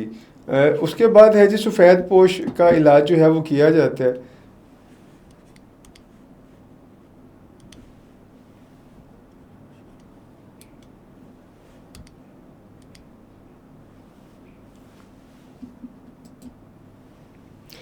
चलें जी। उसके बाद है जी सफ़ेद पोश तबके का जो है वो बिला मुआवजा इलाज किया जाता है। इस ज़िम्न में, यानी इसके अकॉर्डिंग डॉक्टर आयत फ़ातिमा का कहना है कि उन्होंने ज़िंदगी में बहुत पैसा कमाया है, मगर अब वो इंसानियत की खिदमत करके सवाब कमाना चाहती हैं। देखें, 2 ही चीज़ें हैं, आप भी इस बात से एग्री होंगे। मुबारक महीना है रमज़ान शरीफ का, पूरे 11 माह इंसान जो है वो पैसा कमाता है, ठीक है। और मेरे अकॉर्डिंग 1 माह ऐसा होना चाहिए जब इंसान पैसे की बजाय सवाब कमाए, नेकियां कमाए। चूँकि जाहिर है जी, इंसान ने इस दुनिया में भी रहना है और इंसान ने अगली दुनिया में भी जाना है। तो ये जो सवाब कमाना है, इसका मतलब है वो आप नेकियां कमा रहे हैं जो रोज़े महशर आपके काम आएंगी। यहाँ पे आप पैसा कमा रहे हैं जो इस दुनिया में आपके काम आएगा। तो ये दोनों चीज़ों का कमाना जो है वो ज़रूरी है। इंसान पैसा भी कमाए, इंसान सवाब भी कमाए। तो उसके बाद आगे कहती हैं जी, क्योंकि अपने लिए जीना कोई कमाल नहीं है, बल्कि दूसरों के लिए जीना इंसानियत की मिराज है। तो इंसानियत की मिराज यानी क्लाइमेक्स ऑफ ह्यूमैनिटी, ये इंसानियत का कमाल है, क्लाइमेक्स है कि इंसान अपने लिए जो है वो पैसा नहीं कमाता, इंसान अपने ऊपर नहीं लगाता, इंसान दूसरों में बांटता है, दूसरों में तकसीम करता है। और देखिए, जिस तरह से कहते हैं कि अल्लाह देने वालों को देता है, रब देंदियां नू देंदा है। आप जब लोगों में बांटेंगे, अवाम में तकसीम करेंगे, तो अल्लाह की ज़ात और ज़्यादा देगी। मिलता इंसान को अल्लाह की तरफ से ही है। लेकिन इंसान आगे अगर खसीस बन जाए तो अपने पास रोक लेता है, और इंसान अगर ब्रॉड माइंडेड होके अपनी अल्लाह की मखलूक में तकसीम करे तो और ज़्यादा पाता है। तो है जी, ऐसे रोशन फ़िक्र तबीब का आज के इस पूरा शोब दौर में मिलना किसी मौजज़े से कम नहीं। दूसरा हम मतन पढ़ते हैं जी, सर सैयद ने अपने ख़यालात के ज़ाहिर करने में बनावट और तसन्नुह से को कभी दखल नहीं दिया है, बल्कि ये एक ही रखें जी आप ये सिर्फ एक ही रखें, दूसरा हम अगली जो है ना वो सिटिंग में पढ़ेंगे। उसके बाद ये इक़्तिबास है जी, इसको जो है वो हम देख लेते हैं, फिर मज़मून निगारी की तरफ मज़मून निगारी की तरफ हम आ जाते हैं। ये इक़्तिबास हम देख लेंगे। मज़मून नवीसी, मज़मून नवीसी क्या है जी? मज़मून अरबी ज़ुबान का लफ्ज़ है जिसके लुग़वी मानी ज़िम्न में लिया हुआ है, यानी किसी मुतय्यन मौजू पे ऐसी तहरीर या टेक्स्ट जो किसी ख़ास बहस पे मुश्तमिल हो। इस बिना पे हम कह सकते हैं कि किसी ख़ास मौजू को ज़ाब्ता तहरीर में लाना मज़मून नवीसी है। और असनाफ़ सुखन में मज़मून नवीसी नसरी अदब की एक अच्छी सिफत शुमार की जाती है, जिसमें किसी भी मौजू पे इजहार ख्याल फरमाया जा सकता है।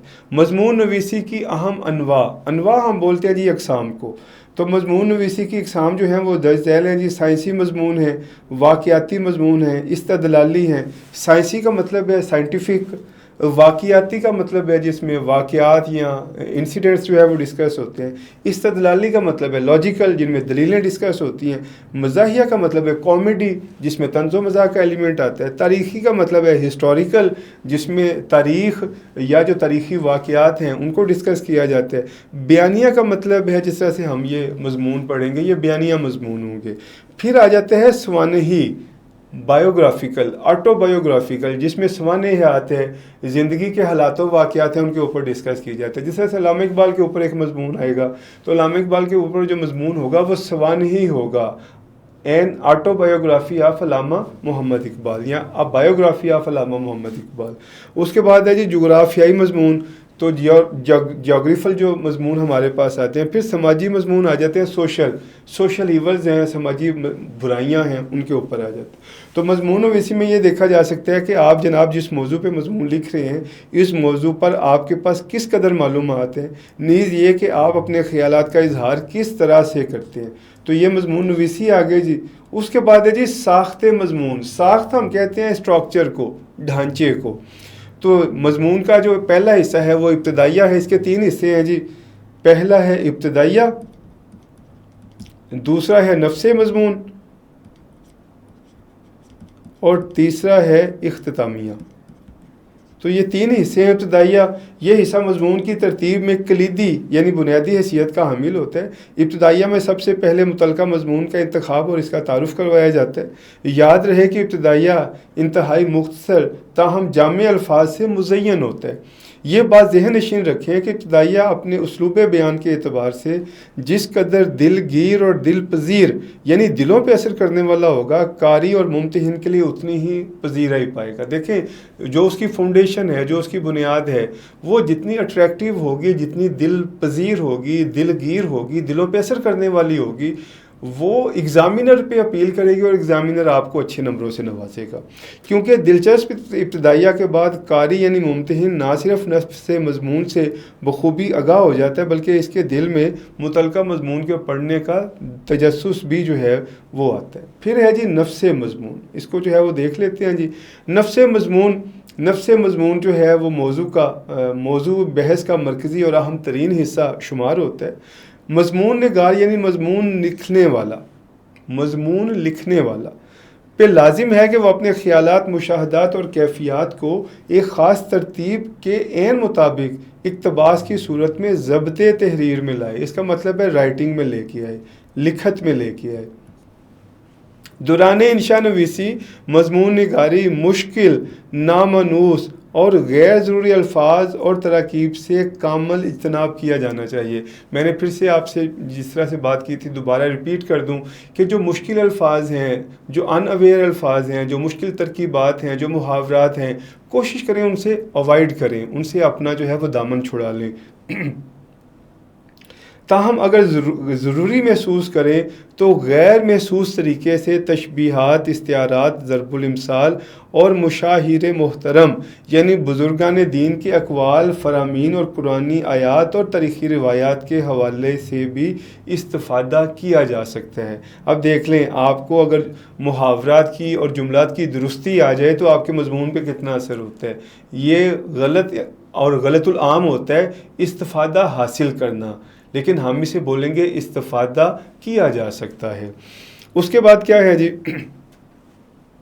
अहम तरीन बात है कि दौरान तहरीर आप जनाब की इमला यानी डिक्टेशन और आपका तहरीर करदा मजमून हर किस्म की अगलात से मुकम्मल तौर पे पाको पकीज़ा हो। इस ज़िम्न में मज़ीद ये अर्ज़ है कि हुस्न उसलूब यानी खूबसूरत पेशकश को हर सूरत मद्देनज़र रखना चाहिए। पेपर के मौजूए सुखन यानी सवाल के मुताबिक आप तायीद यानी हिमायत या तरदीद यानी रद्द में अपने मुदल्लल, मुफस्सल और कामल दलाइल के बाद मज़मून के आखिर में इसका नतीजा बहस या नतीजा सुखन ज़रूर देंगे। नतीजा बहस, नतीजा सुखन, लुब्बे लुबाब, मा हासिल गुफ्तगू, क्रस, समरी, तो इसको हम इस तरह से जो है वो बयान करेंगे कि इसका नतीजा ये है, वो पूरे मज़मून का आप जो है वो कंक्लूड करेंगे, उसका नतीजा निकालेंगे। उसके बाद है जी इख्तितामिया। तो इख्तितामी हिस्से में दर्ज बला तमाम मालूमात की तफसीलात को समेट के महज चंद सत्रों में बयान किया जाना चाहिए। आपकी तरफ से मज़मून का ख़ात्मा ऐसा जानदार और पुरअसर हो कि ज़ेरे बहस मज़मून के तमाम ज़रूरी निकात और उसकी तजावीज़ यानी मुख्तसर चीज़ें कारी मोहतरम। अब कारी दो हैं जी, एक मज़मून जो आप आम लोगों के लिए लिख रहे हैं और एक कारी जो रीडर है जिसके लिए आप जो है ये पूरा पेपर अटैम्प्ट करेंगे, के सामने रोज़ा रोशन की तरह आया हो जाए और आपकी सहूलत के पेश नज़र मज़मून निगारी के चंद निकात दर्ज झैल हैं। तो ये देखिए जी, यहाँ तक जो है वो हम इसको रखते हैं। इसके अकॉर्डिंग किसी का कोई सवाल है तो प्लीज़, किसी का कोई सवाल है तो प्लीज़ जी, अभी ये निकात पढ़ने लगे हैं मज़मून निगारी के।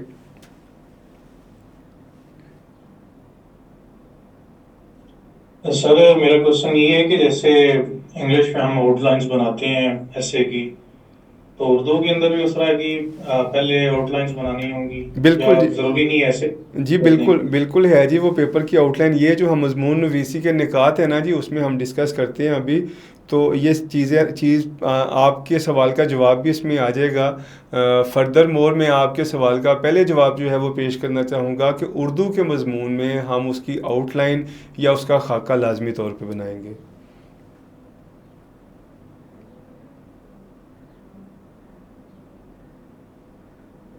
बेटा किसी और का कोई सवाल हो, फिर हम मज़मून नवीसी के निकात को डिस्कस करने जा रहे हैं।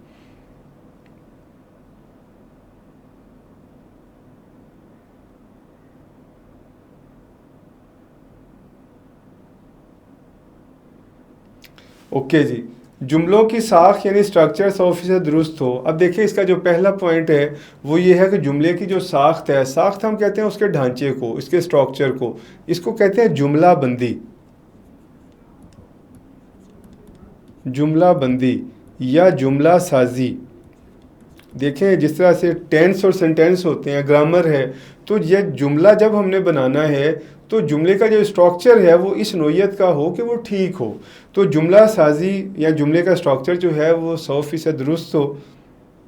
उसके बाद क्या है, कोशिश की जाए कि किसी बात की तकरार ना हो पाए। ये कभी अमल है। तकरार का मतलब है रिपीट करना, तो तकरार जो है ना उससे अवॉइड कीजिए। उसके बाद है अफ़आल और रमूज़े औकाफ़ की मुस्तमल अलामात का दुरुस्त तौर पे अंदराज किया जाए। ये जो रमूज़े औकाफ़ हैं, यानी आपने जो है वो इजाफ़त कहाँ पे लगानी है, कॉमा कहाँ पे लगाना है, फुल स्टॉप कहाँ पे लगाना है, तो इनको प्रॉपर वे में आप जो है कम अज़ कम इनको यूटिलाइज़ करें। उसके बाद है जी आपकी तरफ से पेश करदा ख़यालात का इंतखाब मुतलका मौजू के अन मुताबिक हो। देखें, ये बहुत ज़रूरी है। मैं आपसे बात कर रहा हूँ, आज हमने तलख़ीस को पढ़ा, तलख़ीस के निकात को पढ़ा, उसके बाद हमने तलख़ीस डिस्कस की, तो हमने कोशिश की कि जितनी भी बातें की, इवन मैंने आपसे पंजाबी में भी बहुत सी चीज़ें डिस्कस की जिसमें पंजाबी की शायरी भी थी, क्लासिकल शायरी भी थी, तो हमने अकॉर्डिंग टू आवर डिमांड हमने बिल्कुल जिसे कहते हैं वो लिमिटेड हो के हमने उस चीज़ को डिस्कस किया जिसकी पेपर में या हमारी आज के इस सेशन में ज़रूरत थी। तो प्यारे बेटे, आप भी इस चीज़ को मेमोराइज़ करेंगे और इसको यकीनन जो है वो एक्नॉलेज करेंगे कि जब हम पेपर अटैम्प्ट कर रहे होते हैं तो जिस टॉपिक पे हम मजमून लिख रहे होते हैं उस टॉपिक के अकॉर्डिंग ही हम मालूमात जो है वो प्रोवाइड करेंगे। हम दाएं बाएं की बातें लगा के एग्ज़ामिनर का वक्त ज़ाया नहीं करेंगे, क्योंकि एग्ज़ामिनर यकीनन हमारे फादर साहब होते हैं और वो हमारी इस समझ लें वो जो डिसीविंग है इसको पकड़ लेते हैं। उसके बाद है जी, हालात वाक़यात और ख़यालात के दर्ज करते वक्त ज़मानी और मकानी तरतीब का ख़ास ख्याल रखना चाहिए। देखिए, ज़मानी और मकानी यानी मतलब ज़मान का मतलब है ज़माने के हवाले से, अगर पास्ट के वाक़यात हैं तो पास्ट के अकॉर्डिंग हम उनको डिस्कस करेंगे, और मकान का मतलब है कि जो सिचुएशन है और जिस जगह के अकॉर्डिंग हम डिस्कस कर रहे हैं उसके अकॉर्डिंग, यानी हमारे जो वाक़यात होंगे वो हमारे हालात के मुताबिक होंगे। ये इंशाल्लाह हम आपसे डिस्कस करेंगे जी। आपकी तरफ से पेश करदा मजमून में तख्लीकी और तहकीकी रंग का गालिब होना यानी नुमायाँ होना बेहद ज़रूरी है। देखिए, क्रिटिकल होना चाहिए, उसमें तनकीदी, तहकीकी और आपका जिस तरह से कहते हैं तख्लीकी रंग जो है वो नज़र आना चाहिए। उसके बाद है जी, आप हरफ़े आखिर नहीं हैं और ना ही अक्ल कुल का दर्जा रखते हैं, लिहाजा जिस बात का कामिल इल्म ना हो उसे दर्ज ना फरमाएं। यानी जिस बात का आपको प्रॉपर वे में इल्म है प्लीज़ उसको लिखें, और जिसके बारे में आप डाउट का, इबहाम का, शक व शुबे का या जिसे कहते हैं कच पक का शिकार हैं उससे अवॉइड करें। उसके बाद है जी, मुकाबला जाती इम्तिहान PMS में मजमून का खाका आउटलाइन ज़रूर बनाई जाएगी। ये देखें, आपकी बात को हम डिस्कस कर रहे हैं ताकि आपके लिए लिखने में और मुम्तहन के लिए समझने में सहूलत और राहत रहे। उसके बाद है जी, मुकाबला जाती इम्तिहान PMS में मजमून चूँकि 30 नंबर का होता है और भरपूर सोच विचार का तलबगार होता है, इस बिना पे तजवीज़ किया जाता है कि मजमून को पेपर के आखिर में लिखा जाए और पैराग्राफ की सूरत में लिखा जाए।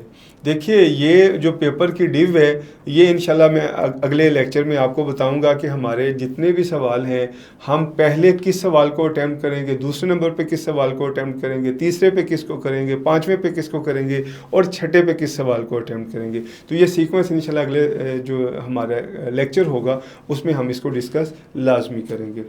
उसके बाद आगे क्या है जी कि मुकर्रर वक़्त से कम 8-10 मिनट पहले पेपर ज़रूर ख़त्म कर लें और एक मरतबा इस पर नज़र सानी ज़रूर फरमाएं। अब नज़र सानी का मतलब होता है ओवरव्यू लेना।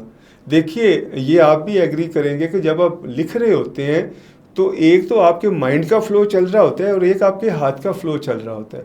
समटाइम्स ऐसे होता है कि आपके माइंड का फ़्लो और चल रहा होता है, हाथ का फ़्लो और चल रहा होता है, दोनों में कंपैटिबिलिटी नहीं हो पाती। आप सोचते कुछ और हैं लेकिन लिख कुछ और जाते हैं। तो हमने क्या करना है जी कि अप्रॉक्सीमेटली पेपर से 8 से 10 मिनट पहले हमने जो राइटिंग है उसको स्टॉप कर देने, और ये जो 8 मिनट 6 मिनट अप्रॉक्सीमेटली इतना टाइम ले लीजिए, रिस्ट वॉच आपके पास होगी इंशाल्लाह।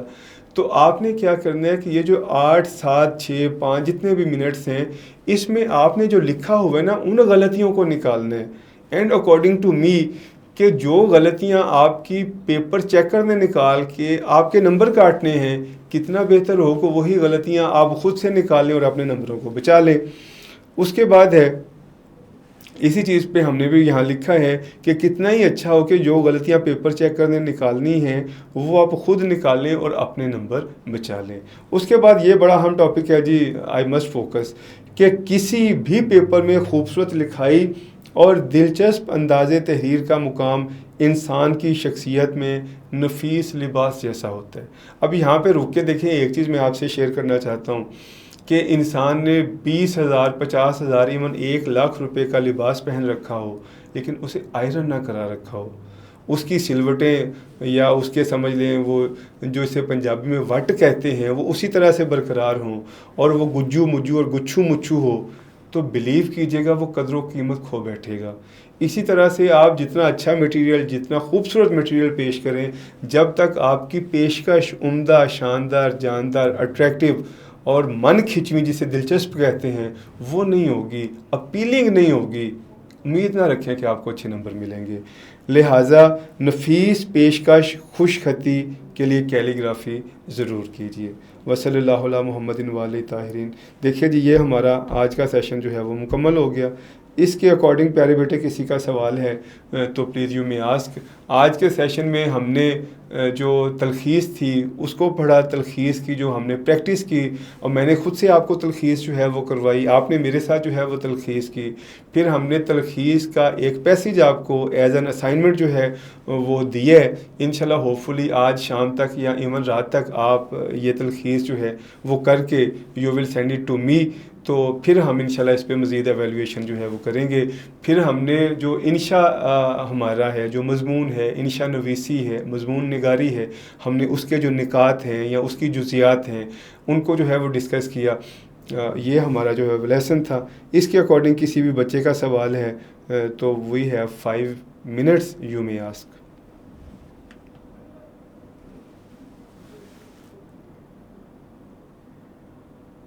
किसी बच्चे का सवाल है जी इसके अकॉर्डिंग तो बताएं प्लीज़।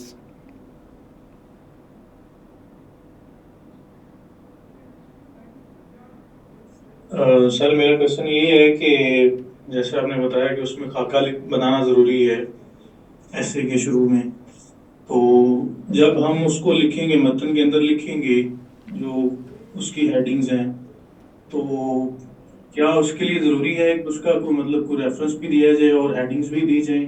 इस तरह से हर एक हेडिंग में कोई प्रॉपर रेफरेंस भी हो जैसे इंग्लिश में होता है। तो सर इसके मतलब बता दें। देखिए जी, इसमें यह है कि जब हम मज़मून लिखते हैं ना तो मज़मून में हमने उस टॉपिक के ऊपर अपनी मालूमात जो है वो शेयर करनी होती है। हेडिंग्स लाजमी बनाएंगे, ये हो नहीं सकता कि हेडिंग्स के बगैर हम मज़मून लिखें।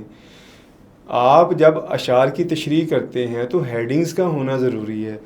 And according to me headings जो होती है ना जी, ये समझ लें जिस तरह से इंसान की शनाख्त उसके सर से होती है। हेडिंग असल में हेड है तो उसकी जो है वो सब हेडिंग्स हैं। तो हेडिंग हम लाजमी देंगे, लेकिन उसमें एक चीज़ का आप ध्यान रखेंगे कि आपने हेडिंग देते वक्त कोशिश ये करनी है। बहुत से बच्चे जो है वो क्या करते हैं, लाइन छोड़ के लिखते हैं या बहुत खुला लिखते हैं। तो देखें इस तरह से ना एग्ज़ामिनर को डिसीव नहीं करें। एग्ज़ामिनर की ज़िंदगी गुजर गई है, आप जैसे बच्चे उसके हाथों में पले बड़े और जवान हुए हैं। तो ये प्यारे बेटे, जब तक आप मुझे कोई असाइनमेंट अपनी शेयर नहीं ना करेंगे तो देन मैं इस बारे में, लेकिन मज़मून अभी जो है वो हम पढ़ाएंगे आपको।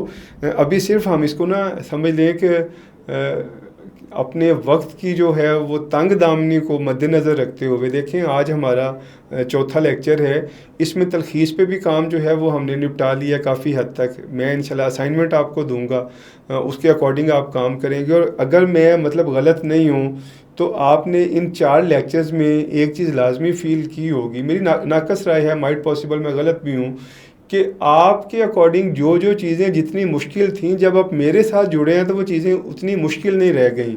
क्या आप एग्री करते हैं इस बात से? ये सर, तो सर मैं आपसे पूछना चाह रहा था कि जब हम मजमून पढ़ाएंगे आप, तो उसका एक कोई क्या उसका नाम है, आप एक लिखा हुआ मजमून भी प्रोवाइड करेंगे? श्योर जी, ये तो हो नहीं सकता कि स्पेसिमन ना दें आपको। देखें जिस तरह से प्यारे बेटे हमने आपको ये चीज़ें शेयर की हैं, हमने जिस तरह से ये जुमलात आपसे जुमलात की दुरुस्ती हमने शेयर की है। अब अगर मैं आपसे सवाल उठाऊं तो मार्केट में जितनी भी दस्तयाब किताबें हैं PMS उर्दू के अकॉर्डिंग, क्या उसमें किसी एक किताब का आप मुझे हवाला दे सकते हैं जिसमें उन्होंने जुमलात की दुरुस्ती में गलत जुमला भी लिखा हो, दुरुस्त जुमला भी लिखा हो और उसकी आगे रीज़न भी बयान की हो कि ये जुमला गलत है तो किस वजह से है, अगर दुरुस्ती है तो क्या दुरुस्ती है इसमें?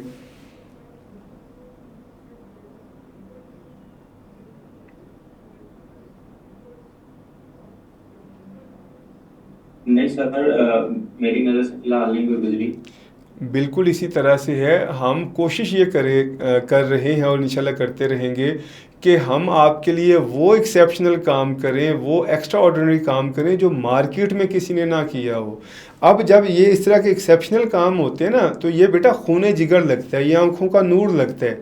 तब जाके ये बच्चों के लिए आसानी पैदा होती है। लेकिन एक जो मेंटोर होता है ना जी, वो पब्लिक सर्वेंट होता है, वो पब्लिक प्रॉपर्टी होता है। अगर आज उसने काम नहीं करना तो कल किसी ने भी नहीं करना। तो एज अ मेंटोर मैं अपने ऊपर एक फ़र्ज़ भी समझता हूँ और एक कर्ज़ भी समझता हूँ कि हम जिस सब्जेक्ट को आपको लेके चलें उसके अकॉर्डिंग वो आसानी, वो राहत और वो सहूलत पैदा कर दें कि जो काम आप चाहते थे, आप अपने दामने वक्त में तंगी के बायस नहीं कर पाए, वो काम हम आपके लिए कर दें।